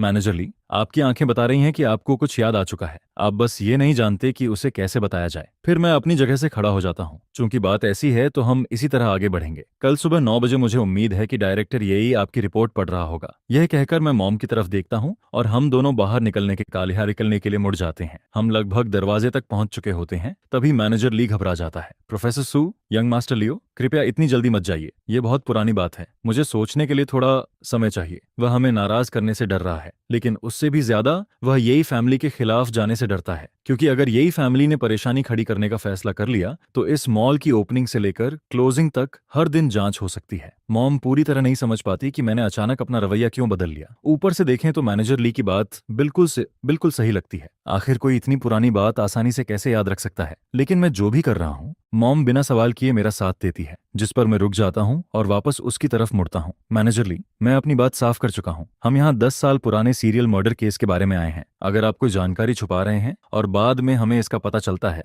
तो आपको कानूनी रूप से जिम्मेदार ठहराया जाएगा। यह कहकर मैं दोबारा बाहर जाने के लिए मुड़ता हूँ, जिस पर मैनेजर ली का जबड़ा कस जाता है। ठीक है, मैं बता देता हूँ। 10 साल पहले 16 सितंबर से पहले गोल्डन मॉल में सच में एक बड़ी घटना हुई थी और उसका संबंध मुझसे है। यह सुनकर मैं तुरंत पलट जाता हूँ। क्या हुआ था और उसका आपसे क्या संबंध है? जिस पर मैनेजर ली जवाब देता है, 10 सितंबर को गोल्डन मॉल में एक एस्केलेटर एक्सीडेंट हुआ था। पीड़ित मेरा बेटा था। इतना कहते ही वह रुक जाता है। उसकी आंखें तुरंत लाल हो जाती हैं। उसके चेहरे पर ऐसा दर्द उभर आता है जिसे छुपाना नामुमकिन है। यह सुनकर मैं और मॉम दोनों चुप रह जाते हैं। 10 सितंबर, पहले मर्डर से ठीक 6 दिन पहले, मतलब गोल्डन मॉल में सच में एक ट्रेजेडी हुई थी, एक एस्केलेटर एक्सीडेंट जिसने एक बच्चे की जान ले ली। जिस पर मैं फिर पूछता हूँ, क्या हुआ था? मैनेजर ली पुरानी यादों में डूब जाता है और उसकी आवाज खाली सी लगने लगती है। वह वीकेंड था, मेरी पत्नी व्यस्त थी, इसलिए मैं अपने बेटे को अपने साथ मॉल लेकर आया था। मैंने नहीं सोचा था कि मेरी नजर हटते ही वह एस्केलेटर पर खेलने के लिए भाग जाएगा, और मैंने यह भी नहीं सोचा था कि ठीक उसी समय एस्केलेटर खराब हो जाएगा। फिर वह उसमें खिंच गया और बुरी तरह कुचल दिया गया। यह कहते हुए उसकी आवाज कांपने लगती है। क्या आपको पता है क्या हुआ था, यंग मास्टर लियो? उसकी खोपड़ी चकनाचूर हो गई थी।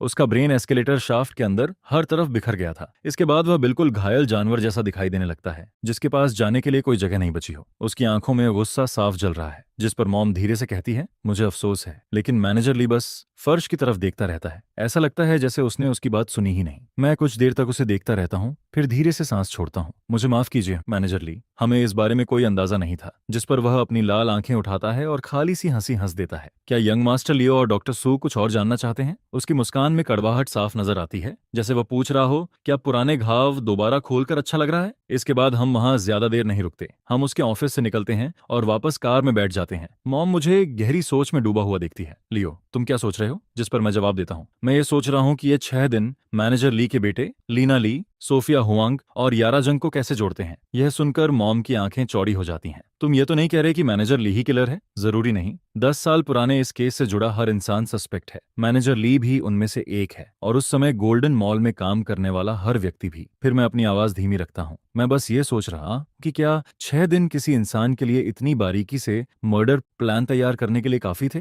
मैं पहले सभी को सस्पेक्ट लिस्ट में रखना पसंद करता हूँ, फिर उन्हें एक एक करके बाहर करता हूँ। आखिर में जो बचता है वही किलर होता है। ओरिजिनल केस फाइल्स में थ्योरीज की कोई कमी नहीं थी, लेकिन किसी ने भी गोल्डन मॉल की तरफ ध्यान नहीं दिया, और यही शायद वह नया एंगल है जिसकी हमें जरूरत है। हो सकता है यही सही एंगल भी हो। मॉम, पता लगाइए कि गोल्डन मॉल का कौन सा सीनियर स्टाफ अभी भी किंगडू में है। खासकर ये पता लगाइए कि एस्केलेटर एक्सीडेंट के दौरान वहां कौन मौजूद था। क्या लीना ली वहां थी? क्या सोफिया हुआंग वहां थी? और अगर उस दिन की कोई फुटेज मिल जाए तो उससे बेहतर कुछ नहीं होगा। शायद हमें पुलिस स्टेशन भी जाना पड़ेगा। मुझे लगता है उस समय फुटेज मौजूद थी, बस ये नहीं पता कि वह अभी तक संभाल कर रखी गई है या नहीं। जिस पर मॉम तुरंत कहती है, फिर हम किस बात का इंतजार कर रहे हैं? चलो अभी चलते हैं। इसके बाद ड्राइवर गाड़ी की स्पीड बढ़ा देता है, लेकिन मॉम थोड़ी परेशान दिखाई देती है। क्या हम सच में पुलिस स्टेशन जा रहे हैं? वह रेमंड जियाओ का एरिया है। क्या तुम्हें उसे अलर्ट कर देने की चिंता नहीं है? रेमंड जियाओ अकेले यही फैमिली का मुकाबला नहीं कर सकता, लेकिन उसके पीछे खड़ा फैमिली अलग बात है। उनका स्टेटस हमारे बराबर है, और दोनों फैमिलीज सालों से एक दूसरे के रास्ते में रुकावट डालती आ रही हैं। मैं उसकी चिंता समझता हूँ, लेकिन फिर भी कॉन्फिडेंस के साथ मुस्कुरा देता हूँ। मॉम, ये मत भूलिए कि हम 10 साल पुराने सीरियल टॉर्चर मर्डर केस की इन्वेस्टिगेशन के लिए जा रहे हैं। रेमंड जियाओ को यह तक नहीं पता कि हमने एफए के रियल किलर को पकड़ लिया है, तो अभी वहां जाने में क्या दिक्कत है? यह सुनकर मॉम पलकें झपकाती है, फिर खुद पर हंस पड़ती है। इसके बाद हमारी कार जल्दी ही स्टेशन के बाहर पहुंच जाती है। अंदर काफी ऑफिसर्स मॉम को पहचानते हैं। वे खड़े होकर उनका स्वागत करते हैं, जिस पर यह खबर स्वाभाविक रूप से रेमंड जियाओ तक भी पहुंच जाती है। फिर वह आराम से चलता हुआ आता है, चेहरे पर पूरी मुस्कान लिए हुए। अरे वाह, प्रोफेसर सू और लियो, आप दोनों यहाँ कैसे? जिस पर वो बिना समय गंवाए सुबह वाले मर्डर केस की जानकारी निकालने की कोशिश करता है। तभी मॉम बोलती है, हम 10 साल पुराने सीरियल टॉर्चर मर्डर केस की डिटेल्ड फाइल्स देखना चाहते हैं। डायरेक्टर जियाओ, स्टेशन में वे रिकॉर्ड्स अभी भी मौजूद होने चाहिए। बिल्कुल, स्टेशन ने जितने भी केसेस संभाले हैं, चाहे बड़े हों या छोटे, सब फाइल और आर्काइव किए गए हैं। हालांकि 10 साल पुराना केस निकालना आसान नहीं होगा, लेकिन आप रिकॉर्ड्स रूम में जाकर देख सकते हैं। और जहां तक आप दोनों की बात है, पूरा किंगडू स्टेशन आपकी मदद करने की कोशिश करेगा। यह कहते हुए वह ऐसे हाथ हिलाता है जैसे यहाँ का पूरा कंट्रोल उसी के पास हो। लेकिन ये कौन सा जमाना है? Digital age. रिकॉर्ड्स रूम अभी भी मौजूद है, लेकिन ज्यादातर फाइल्स डिजिटाइज करके कंप्यूटर्स में परमानेंटली स्टोर की जा चुकी हैं। फिजिकल फाइल्स खंगालने में तो बहुत समय लग सकता है। यह सुनकर मॉम का चेहरा सख्त हो जाता है। डायरेक्टर जियाओ, क्या हम डिजिटल रिकॉर्ड्स एक्सेस नहीं कर सकते? मुझे बहुत अफसोस है, आज पूरा कंप्यूटर सिस्टम अपग्रेड हो रहा है, फिलहाल अनअवेलेबल है। अगर आप इंतजार करना चाहें तो कर सकते हैं। मॉम कुछ कहने ही वाली होती है,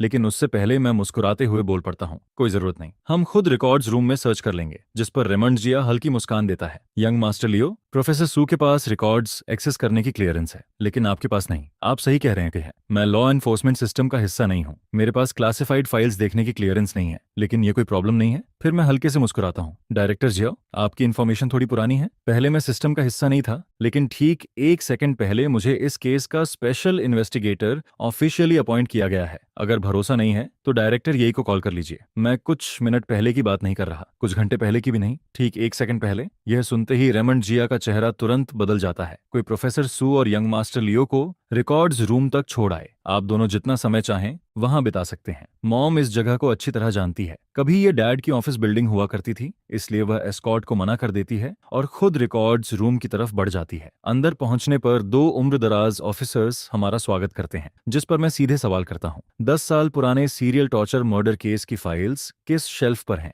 दोनों ऑफिसर्स एक दूसरे की तरफ देखते हैं, फिर माफी भरी मुस्कान देते हैं। हर साल यहाँ बहुत सारी फाइल्स आती हैं। उस खास केस के बारे में हमें सच में याद नहीं है। फिर 10 साल पुरानी फाइल्स कहाँ रखी गई हैं? शेल्फ C12 पर, लेकिन वहाँ 1000 से ज्यादा फोल्डर्स रखे हुए हैं। आप शुरुआत कहाँ से करेंगे? जिस पर मैं कोई जवाब नहीं देता। मैं सीधे शेल्फ C12 की तरफ बढ़ता हूँ और मंथ के हिसाब से सर्च करना शुरू कर देता हूँ। सही सेक्शन ढूंढना मुश्किल नहीं है, असली चुनौती तो सैकड़ों फोल्डर्स में से जरूरी डिटेल्स निकालना है। इसके बाद मैं और मॉम स्टेप लैडर पर खड़े होकर फाइल्स देखने लगते हैं। कुछ देर बाद मॉम धीरे से बोलती है, मिल गई। फाइल्स का ढेर देखकर मॉम अपनी आंखें घुमाए बिना नहीं रह पाती। उस समय यह केस बहुत लंबे समय तक चला था। अब समझ आता है कि इतनी पेपर वर्क क्यों है। हमें सिर्फ विटनेस इंटरव्यू रिकॉर्ड्स चाहिए, बाकी सब समय की बर्बादी है। मैं उसे याद दिलाता हूँ, लेकिन खुद विटनेस फाइल्स उठाने की बजाय शेल्फ को स्कैन करता रहता हूँ, जिस पर मॉम चुपचाप पेजेस पलटती रहती है और पब्लिक विटनेस स्टेटमेंट्स पर ध्यान देती है, खासकर उन लोगों पर जिन्होंने इन्वेस्टिगेशन में मदद की थी। धीरे धीरे समय गुजरता रहता है। फिर कुछ देर बाद मेरे चेहरे पर एक अजीब सी मुस्कान उभर आती है। मॉम, उन केस फाइल्स क्या जैक्सन शियाओ नाम का कोई आदमी स्टेटमेंट देता है? यह सुनकर मॉम तुरंत पेजेस पलटने लगती है। हाँ, लेकिन तुम्हें यह कैसे पता? जिस पर मैं अपने हाथ में पकड़ी फाइल उठाता हूँ और पूरे यकीन के साथ मुस्कुराता हूँ। 10 साल पुराने सीरियल टॉर्चर मर्डर केस का समाधान होगा या नहीं, यह पूरी तरह जैक्सन शियाओ पर डिपेंड करता है। जैक्सन शियाओ, यह नाम न मॉम ने पहले सुना है और न मैंने, लेकिन जैसे ही उसका नाम फाइल्स में दिखाई देता है, मॉम की यादें उसे 10 साल पीछे ले जाने लगती हैं। उस समय यह केस पूरे शहर को हिला देता है। लीड फॉरेंसिक साइंटिस्ट होने की वजह से मॉम इस केस के हर डेवलपमेंट पर उतना ही ध्यान देती थी जितना पुलिस ऑफिसर्स देते थे। उसे धुंधला सा याद आता है कि जब जैक्सन शियाओ ने अपना स्टेटमेंट दिया था तब वह भी वहां मौजूद थी। धीरे धीरे वह याद और साफ होने लगती है, जिस पर मॉम फाइल नीचे रख देती है। जैक्सन शियाओ, अगर मुझे सही याद है तो वह गोल्डन मॉल का हेड ऑफ सिक्योरिटी था। बिल्कुल सही। मैं अपने हाथ वाली फाइल उसकी तरफ बढ़ा देता हूँ। यह देखकर उसकी आंखें तेज हो जाती हैं। यह एस्केलेटर एक्सीडेंट की फाइल है, जिस पर मैं सिर हिलाता हूँ। उसी दिन की रिकॉर्ड्स जिस दिन मैनेजर ली के बेटे की मौत हुई थी। और पता है मुझे और क्या मिला? क्या? मुझे बताओ। यहाँ कई विटनेस स्टेटमेंट्स हैं और उनमें से एक स्टेटमेंट यारा जंग की मदर का भी है। मैं उस स्टेटमेंट को चुपचाप पढ़ने लगता हूँ। उस दिन मैनेजर ली का बच्चा एस्केलेटर पर खेल रहा था। मैंने उसे कई बार आवाज लगाई।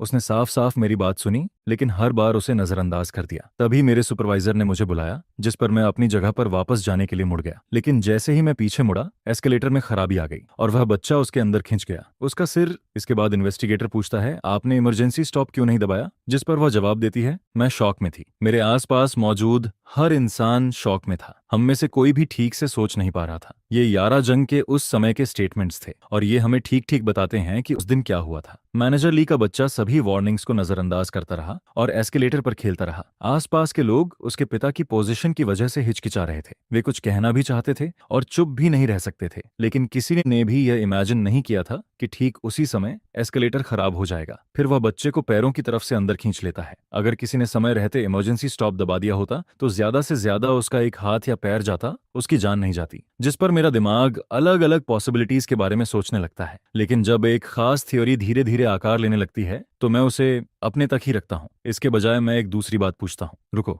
यहाँ सीन की कोई फुटेज क्यों नहीं है? यह सुनकर मॉम के चेहरे का भाव बदल जाता है। सीरियल टॉर्चर मर्डर केस के ज्यादातर क्राइम सीन्स ऐसी जगहों पर थे जहां सर्विलांस नहीं था। उस समय हालात आज जैसे नहीं थे। विक्टिम्स के जिंदा होने की बस कुछ बिखरी हुई फुटेज ही मौजूद थी। मैं सिर हिलाता हूँ। मेरा मतलब है, एक बड़े शॉपिंग मॉल में एस्केलेटर एक्सीडेंट हुआ जिसमें एक बच्चे की मौत हो गई, फिर उसकी एक भी फुटेज कैसे नहीं है? जिस पर मॉम भी हैरान दिखाई देती है। यह सही नहीं हो सकता। फाइल के अनुसार उस समय इन्वेस्टिगेटर्स ने फुटेज देखी थी, लेकिन उसे कभी आर्काइव नहीं किया गया। यह सुनकर मैं फाइल वापस शेल्फ पर रख देता हूँ और मॉम का हाथ पकड़ लेता हूँ।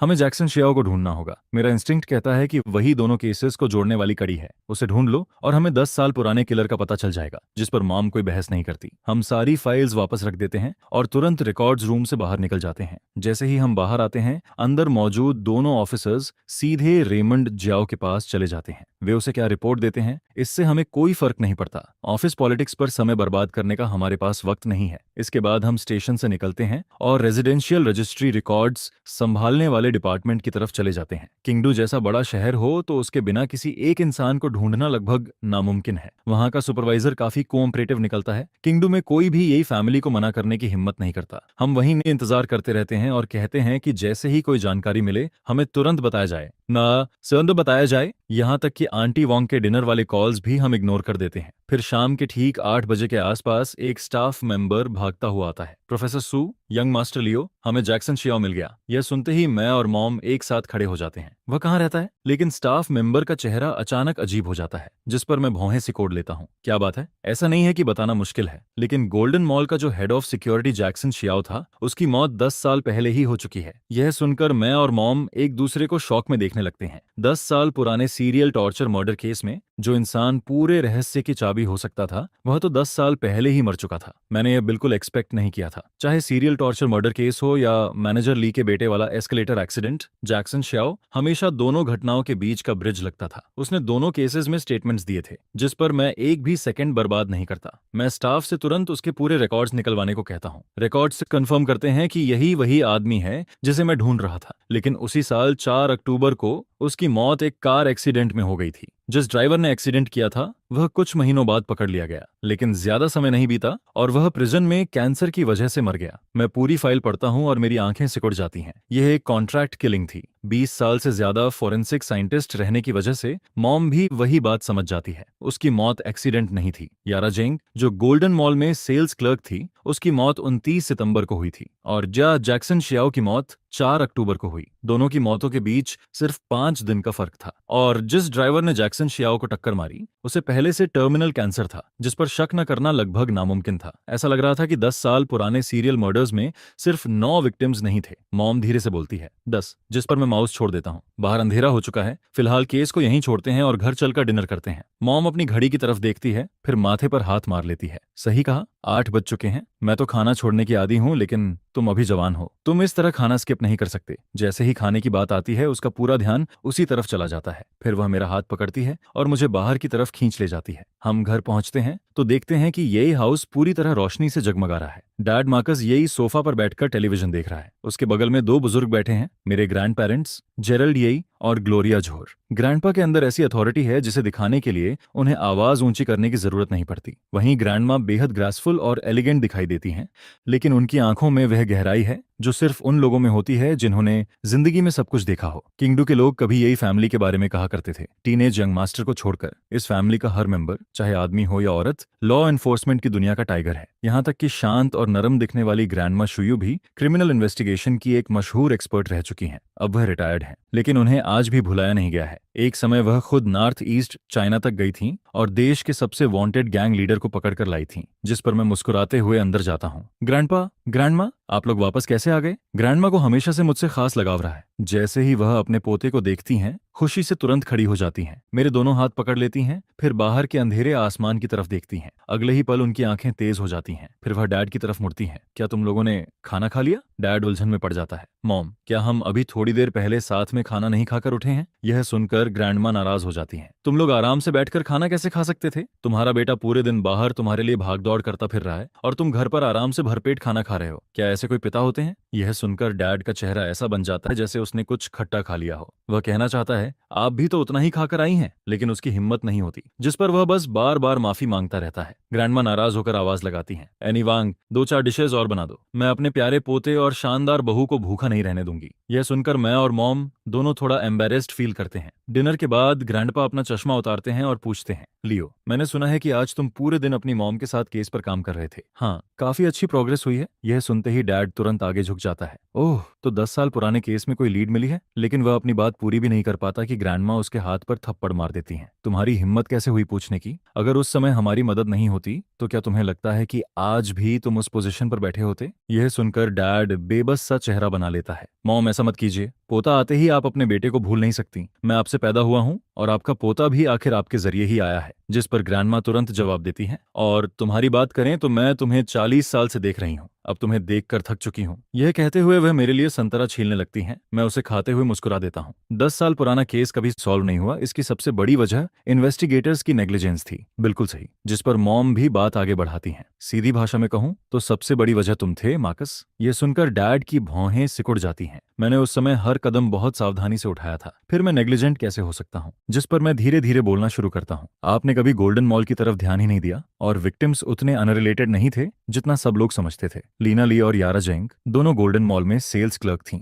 यारा की मौत के कुछ समय बाद head of security Jackson Xiao भी एक सस्पिशियस रोड एक्सीडेंट में मारा गया, और इन सबसे पहले मैनेजर ली का बेटा एस्केलेटर एक्सीडेंट में मर चुका था। सबसे महत्वपूर्ण जगह गोल्डन मॉल पूरी इन्वेस्टिगेशन में नजरअंदाज कर दी गई, और इसी वजह से रियल किलर 10 साल तक खुला घूमता रहा, और इसी वजह से हमारी फैमिली भी 10 साल तक इस आरोप का बोझ उठाती रही। यह सुनकर डैड का चेहरा पूरी तरह बदल जाता है। वह कुछ नहीं कहता, बस मुझे देखता रहता है। जिस पर पर ग्रैंडपा और ग्रैंडमा भी मुझे देखने लगते हैं, लेकिन दोनों का अंदाज अलग होता है। ग्रैंडमा एक पेन उठाती हैं और जल्दी जल्दी कागज पर चीजें जोड़ना शुरू कर देती हैं। कुछ ही देर बाद वह एक नाम लिखती हैं, मैनेजर ली। अगर मैं गलत नहीं हूं तो वही प्राइम सस्पेक्ट है। यह कहकर ग्रैंडमा पेन नीचे रख देती हैं। मैं कागज की तरफ देखता हूं और थम्स अप कर देता हूं। ग्रैंडमा में अभी भी वही बात है, लेकिन ग्रैंडमा मुस्कुराती नहीं है। उनका चेहरा गंभीर बना रहता है। मान लो हम मैनेजर ली पर शक करते भी हैं तो सबूत कहाँ है? 10 साल गुजर चुके हैं। बहुत संभव है कि सब कुछ नष्ट किया जा चुका हो। नहीं, जिस पर मेरे चेहरे पर हल्की मुस्कान आ जाती है। जैक्सन शियाओ या यारा जंग,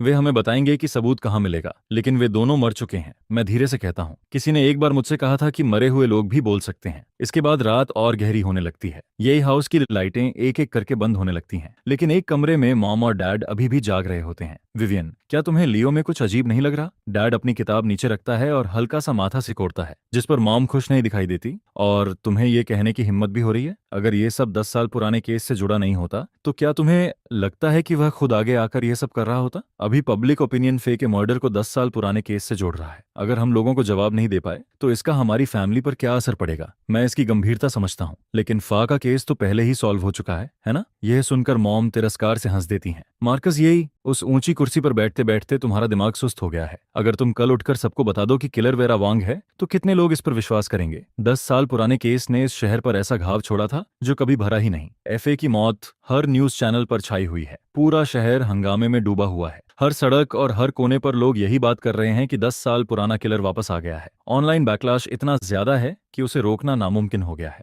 लोगों ने उस समय के लीड इन्वेस्टिगेटर्स के नाम तक निकाल लिए हैं और उन पर लगातार अटैक हो रहे हैं। यह सुनकर डैड की आंखें खुल जाती हैं। तुम सही कह रही हो, कोई हमारी बात पर विश्वास नहीं करेगा। वेरा वांग ने सच में हमारी गोद में एक टाइम बॉम्ब फेंक दिया है। इसके बाद मॉम की आवाज थोड़ी नरम हो जाती है। लेकिन इन सब बातों को छोड़ भी दें तो मुझे मानना पड़ेगा कि मैं हैरान हूँ। हमारा बेटा पहले कितना डरपोक हुआ करता था, थोड़ा बिगड़ा हुआ भी, बिल्कुल वैसा नहीं जैसा हमारी फैमिली के किसी मेंबर को होना चाहिए। लेकिन आज पूरा दिन उसके साथ बिताने के बाद मुझे ऐसा लग रहा है जैसे मैं उसे कभी जानती ही नहीं थी। वह सच में मेरा बेटा है। यह कहते कहते वह खुद ही अपनी तारीफ करने लगती हैं, जिस पर डैड भी थोड़ा सीधा बैठ जाता है और उसके चेहरे पर गर्व साफ दिखाई देता है। लेकिन दोनों में से कोई भी यह इमेजिन नहीं कर सकता था कि इसी शांत रात में कोई चुपचाप एक दरवाजा खोलेगा और घर से बाहर निकल जाएगा। और वह इंसान मैं था। करीब आधी रात होने वाली थी। मैं कुछ देर तक पैदल चलता हूँ, फिर एक टैक्सी रोक लेता हूँ। ड्राइवर काफी थका हुआ दिखाई देता है। बेटा, इतनी रात को बाहर घूम रहे हो, तुम्हारे पेरेंट्स कुछ नहीं कहते? जिस पर मैं मुस्कुराकर सिर हिला देता हूँ। जितनी देर हो उतना बेहतर। मुझे शहर के बाहर हुआन सीन कैनमेट्री लेकर चलो। यह सुनते ही ड्राइवर की आंखें चौड़ी हो जाती हैं। कहाँ? हुआन सीन कैनमेट्री?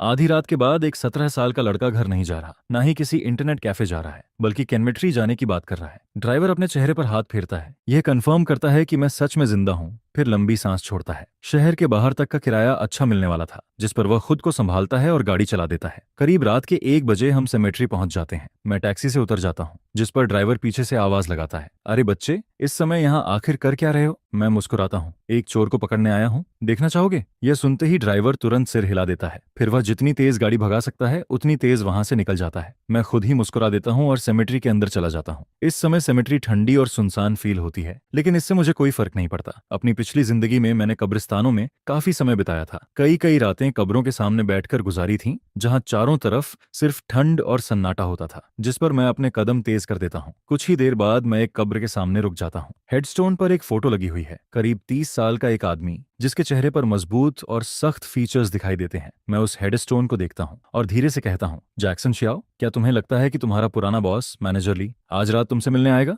यह कहकर मैं एक तरफ हट जाता हूँ। एक समय खुद क्रिमिनल रह चुका होने की वजह से मैं इस तरह के लोगों की सोच को बहुत अच्छी तरह समझता हूँ, खासकर उन लोगों की जिन्होंने बड़े क्राइम्स किए हों और कभी पकड़े न गए हों। अंदर से वे बेहद घमंडी और खुद को अछूत समझते हैं। पब्लिक में वे बिल्कुल आम इंसान जैसे दिखाई देते हैं, लेकिन जैसे ही तुम उनकी तरफ से मुड़ते हो, उनकी आंखें सांप की तरह ठंडी हो जाती हैं। कुछ लोग तो जानबूझकर अपनी गार्ड भी नीचे कर देते हैं, गेम्स खेलते हैं, लोगों को अपनी तरफ खींचते हैं। शुरुआत में मैनेजर ली ने मुझ पर कोई खास इंप्रेशन नहीं छोड़ा था। वह दुनिया का सबसे साधारण इंसान लगता था, लेकिन अगर वही किलर है तो उसे पहले ही समझ आ चुका होगा कि जैक्सन शियाओ का नाम सामने आ सकता है। और एक बार यह ख्याल उसके दिमाग में बैठ जाए तो हो सकता है वह यहाँ आकर पिछले 10 साल की अपनी अचीवमेंट्स किसी से शेयर करना चाहे। यह एक रिस्की गेस था, लेकिन मैनेजर ली एक अकेला इंसान है। पिछले 10 सालों में उसका डिवोर्स हो चुका है, उसके कोई बच्चे नहीं हैं और वह हर दिन अकेले रहता है। अब जब 10 साल पुरानी सारी बातें फिर से बाहर आ रही हैं, तो अगर मैं खुद को उसकी जगह रखकर सोचूं तो मैं भी किसी से बात करना चाहता, लेकिन एक ऐसे इंसान के लिए जिसके हाथ खून से रंगे हों, उसके सीक्रेट्स सुनने वाला सिर्फ एक ही होता है, मरे हुए लोग। समय धीरे धीरे गुजरता रहता है, फिर काफी देर बाद मेरी नजर के कोने में कुछ चमकता है,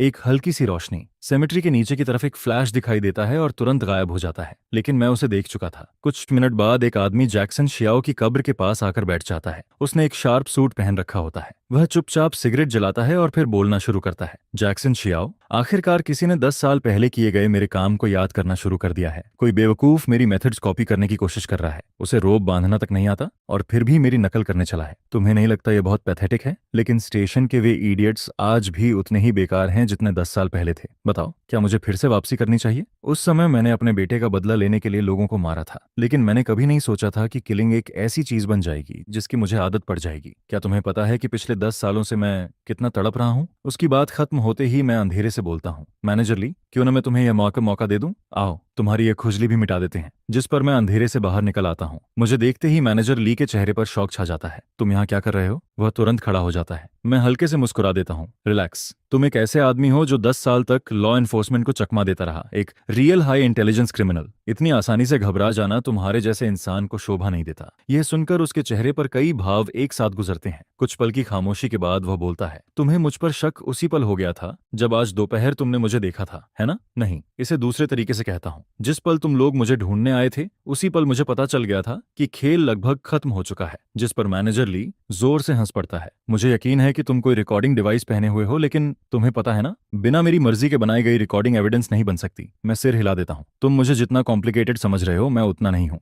मुझे रिकॉर्डिंग्स में कभी दिलचस्पी नहीं रही। मैं यहाँ सिर्फ ये देखने आया हूँ कि तुम असल में कैसे इंसान हो। यह सुनकर वह भौहें सिकोड़ लेता है। उसे रिकॉर्डिंग वाली बात पर पूरी तरह भरोसा नहीं होता। भले ही रिकॉर्डिंग प्राइमरी एविडेंस नहीं बन सकती, लेकिन फिर भी काम आ सकती है। जिस पर वह मुझे घूरते हुए ठंडी मुस्कान देता है। तो बताओ, तुम्हें क्या लगता है मैं कैसा इंसान हूँ? मैं बिना हिचकिचाए जवाब देता हूँ, ऐसा इंसान जो अपने काम में वाकई बहुत अच्छा है। वैसे वो बाइंडिंग टेक्निक तुमने कहाँ सीखी थी? तुम्हारे बेटे की मौत और लीना ली के मर्डर के बीच सिर्फ कुछ दिनों का फर्क था। इतने कम समय में कोई ऐसी टेक्निक नहीं सीख सकता। मुझे लगता है कि तुम्हें यह पहले से आती थी। यह सुनते ही उसके चेहरे पर गर्व की एक झलक दिखाई देती है। 10 साल पहले उसी बाइंडिंग मेथड ने लोगों में जितना डर फैलाया था, तुम इमेजिन भी नहीं कर सकते। लोग एक ही नाइटमेयर देखते थे, खुद को उसी तरह बंधा हुआ देखते थे और ठंडे पसीने में भीगे हुए जागते थे। लेकिन साफ था कि मैनेजर ली मुझे इससे ज्यादा कुछ नहीं बताने वाला। जिस पर वह ठंडी आवाज में कहता है, गेस करो। यह कहकर वह मुड़ता है और चलने लगता है। मैं उसकी पीठ को देखते हुए शांत आवाज में बोलता हूँ, रुको, अब भी मुझसे कुछ निकलवाने की कोशिश कर रहे हो? वह ठंडी हंसी के साथ पलटता है। लियो, मैं आज रात यहाँ अपने एक पुराने सबऑर्डिनेट से मिलने आया हूँ। कानून में कहीं नहीं लिखा कि आधी रात को कब्र पर नहीं जाया जा सकता,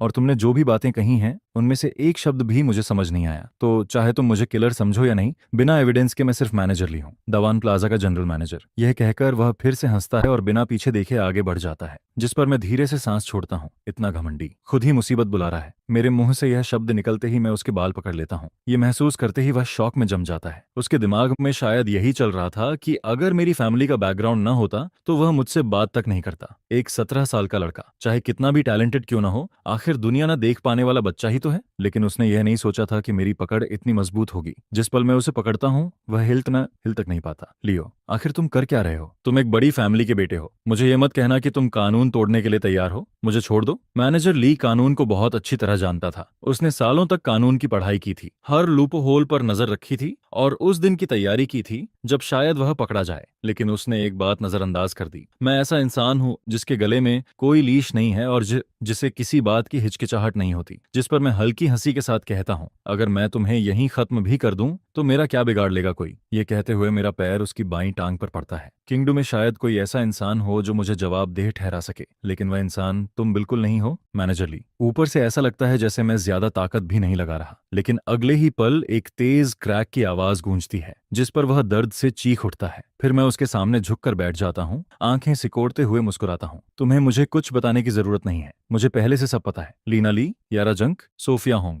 जिस दिन तुम्हारे बेटे की मौत हुई थी उस दिन ये सभी लोग उस एस्केलेटर के आसपास खड़े थे। उन्होंने तुम्हारे बेटे को मरते हुए देखा और क्योंकि वे वहां खड़े होकर कुछ नहीं कर पाए, तुमने उन्हें अपने बेटे की मौत का जिम्मेदार मान लिया। यही नफरत उन्हें तुम्हारा टारगेट बना देती है और फिर तुमने एक एक करके उन सबको मार दिया। क्या मैं सही कह रहा हूँ, सका रहा हूँ? एस्केलेटर एक्सीडेंट की फाइल्स में सिर्फ यारा जंग का स्टेटमेंट दर्ज था, क्योंकि 9 विक्टिम्स में वही अकेली थी जो गोल्डन मॉल में काम करती थी। लेकिन उस दिन, चाहे वह संयोग था या कुछ और, वे सभी 9 लोग उसी एस्केलेटर के आसपास मौजूद थे। यह सुनकर मैनेजर ली जैसे अपना दर्द ही भूल जाता है। उसकी आंखें चौड़ी हो जाती हैं, चेहरे पर सिर्फ डिसबिलीफ दिखाई देता है। उसके चेहरे पर एक ही सवाल लिखा था, तुम्हें ऐसी बात कैसे पता है जो किसी और को नहीं पता? जिस पर मैं अपना पैर हटा लेता हूँ। फिर मैं पहाड़ी से नीचे की तरफ चलना शुरू कर देता हूँ। मैं तुम्हें एक और दिन देता हूँ। इस दौरान कुछ ऐसा करो जिससे खेल थोड़ा और दिलचस्प बन जाए, क्योंकि समय पूरा होते ही खेल खत्म हो जाएगा। आखिरी शब्दों के साथ मेरी आवाज इतनी धीमी हो जाती है कि जैसे मैं खुद से बात कर रहा हूँ। केस सॉल्व करना शायद क्राइम्स करने से भी ज्यादा मजेदार है। लगता है अब मेरे पास खुद को व्यस्त रखने के लिए काफी कुछ होगा। जिस पर मैनेजर ली मेरी पीठ को घूरता रह जाता है। वह पूरी तरह जड़ हो चुका था। शायद उसके दिमाग में यही चल रहा था, क्या लियो के लिए किसी हाई इंटेलिजेंस क्रिमिनल के साथ दिमागी खेल खेलना सिर्फ एक गेम है? 1 घंटे से ज्यादा समय बाद मैं वापस यही हाउस पहुंचता हूँ। पूरा घर अभी भी सो रहा होता है। किसी को यह तक पता नहीं चलता कि मैं कभी बाहर गया भी था। जब मैं दोबारा आंखें खोलता हूँ तब बाहर पूरी तरह सुबह हो चुकी होती है। मॉम मुझे ब्रेकफास्ट के लिए बुला रही होती है। मैं फ्रेश होकर खाना खाता हूँ। इसके बाद ग्रैंडपा मिलिट्री एकेडमी के लिए निकल जाते हैं। ग्रैंडमा अपने ऑफिस चली जाती हैं। मॉम और डैड भी जल्दी जल्दी घर से निकल जाते हैं। मैं पौधों को पानी देता हूँ, फिर खुद भी घर से बाहर निकल पड़ता हूँ। मैंने मैनेजर ली को 24 घंटे दिए थे और इन्हीं 24 घंटों के अंदर मैं वह एविडेंस ढूंढ निकालूंगा जिसकी मुझे जरूरत है। फिर उसे जेल के पीछे पहुंचा दूंगा। उसके साथ चाहे जो भी हुआ हो, उसे अपने दुख के साथ 9 और लोगों को दफनाने का कोई हक नहीं था। वह इसका हकदार नहीं है और मैं किसी एक इंसान को इस फैमिली के नाम को नुकसान नहीं पहुंचाने दूंगा। घर से जैक्सन शियाओ के एड्रेस तक पहुंचने में करीब आधा घंटा लग जाता है। मैं उसके घर के दरवाजे तक जाता हूं और नॉक करता हूं, जिस पर करीब 60 साल की एक झुकी हुई बुजुर्ग महिला दरवाजा खोलती है। बेटा, किसे ढूंढ रहे हो? मैम, मैं स्टेशन से हूँ। यह कहते हुए मैं अपना क्रेडेंशियल्स कार्ड निकालता हूँ। मैंने रेमंड जियाओ से कहा था कि मैं किसी भी समय टेम्परेरी इन्वेस्टिगेटर बन सकता हूँ और किसी भी कॉम्प्लिकेशन से बचने के लिए मैंने डैड से सच में उसका इंतजाम भी करवा लिया था। कृपया इसे देख लीजिए। मैं यहाँ कुछ सवाल पूछने आया हूँ। वह पढ़ी लिखी थी। उन्होंने कार्ड पर नजर डाली और बोली, यहाँ तो सिर्फ मैं हूँ, एक बूढ़ी औरत। आखिर कानून को मुझसे क्या काम हो सकता है? यह सुनकर मैं थोड़ा चौंक जाता हूँ। सिर्फ 30 स्क्वायर मीटर का छोटा सा अपार्टमेंट और उसमें वह बिल्कुल अकेली रह रही थी। मैं अंदर चला जाता हूँ और उनके दिए हुए चाय के कप को दोनों हाथों से स्वीकार करता हूँ। चाय थोड़ी बासी हो चुकी थी, लेकिन मैं कुछ नहीं कहता, बस एक घूंट पी लेता हूँ। मैम, आपके परिवार के बाकी लोग कहाँ हैं? यह सुनते ही उनके चेहरे पर कड़वाहट आ जाती है। मेरा बेटा 10 साल पहले एक एक्सीडेंट में मर गया था। मेरा पति उस दुख को सह नहीं पाया और 1 महीने बाद वह भी चला गया। हम तीनों का परिवार कितना अच्छा था, लेकिन अब पिछले 10 सालों से सिर्फ ये बूढ़ी औरत अकेली रह रही है। यह सुनकर मेरी आंखें हल्की सी सिकुड़ जाती हैं। मैंने इमेजिन भी नहीं किया था कि जैक्सन शियाओ का परिवार ऐसी हालत में होगा। जैक्सन शियाओ इसलिए मारा गया क्योंकि उसे मैनेजर ली का सीक्रेट पता था। उसके पिता अपने इकलौते बेटे को खोने का दुख सह नहीं पाए और उनकी भी मौत हो गई। सीधे या परोक्ष रूप से देखें तो मैनेजर ली के हाथों पर 11 लोगों का खून था। यह एहसास भारी था, लेकिन मेरे चेहरे पर कोई बदलाव नहीं आता। मैं समझ गया। मैम, मुझे यह सवाल पूछने के लिए माफ कीजिए, लेकिन मैं आपके बेटे जैक्सन शियाओ के बारे में आया हूँ 10 साल पुराने एक केस की वजह से। हमारी इन्वेस्टिगेशन के अनुसार आपका बेटा शायद इस पूरे मामले का सबसे महत्वपूर्ण विटनेस था। यह सुनकर वह लंबी सांस छोड़ती हैं। मेरा बेटा 10 साल पहले ही चला गया। वह किन चीजों में शामिल था मुझे कुछ नहीं पता।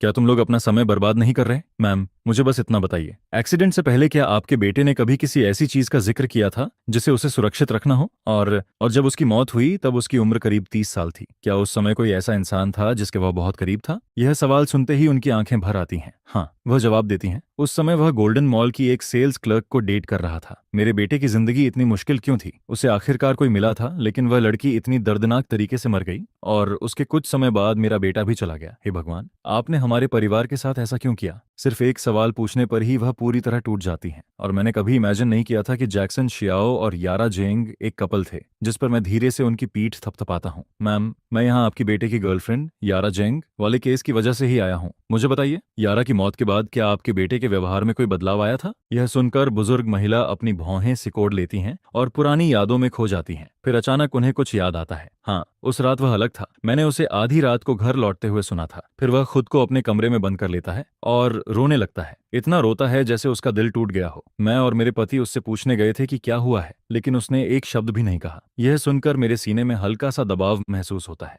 जैक्सन शियाओ सच में इस पूरे रहस्य की चाबी था। जिस पर मैं गंभीर होकर कहता हूँ, मैम, ध्यान से सोचिए,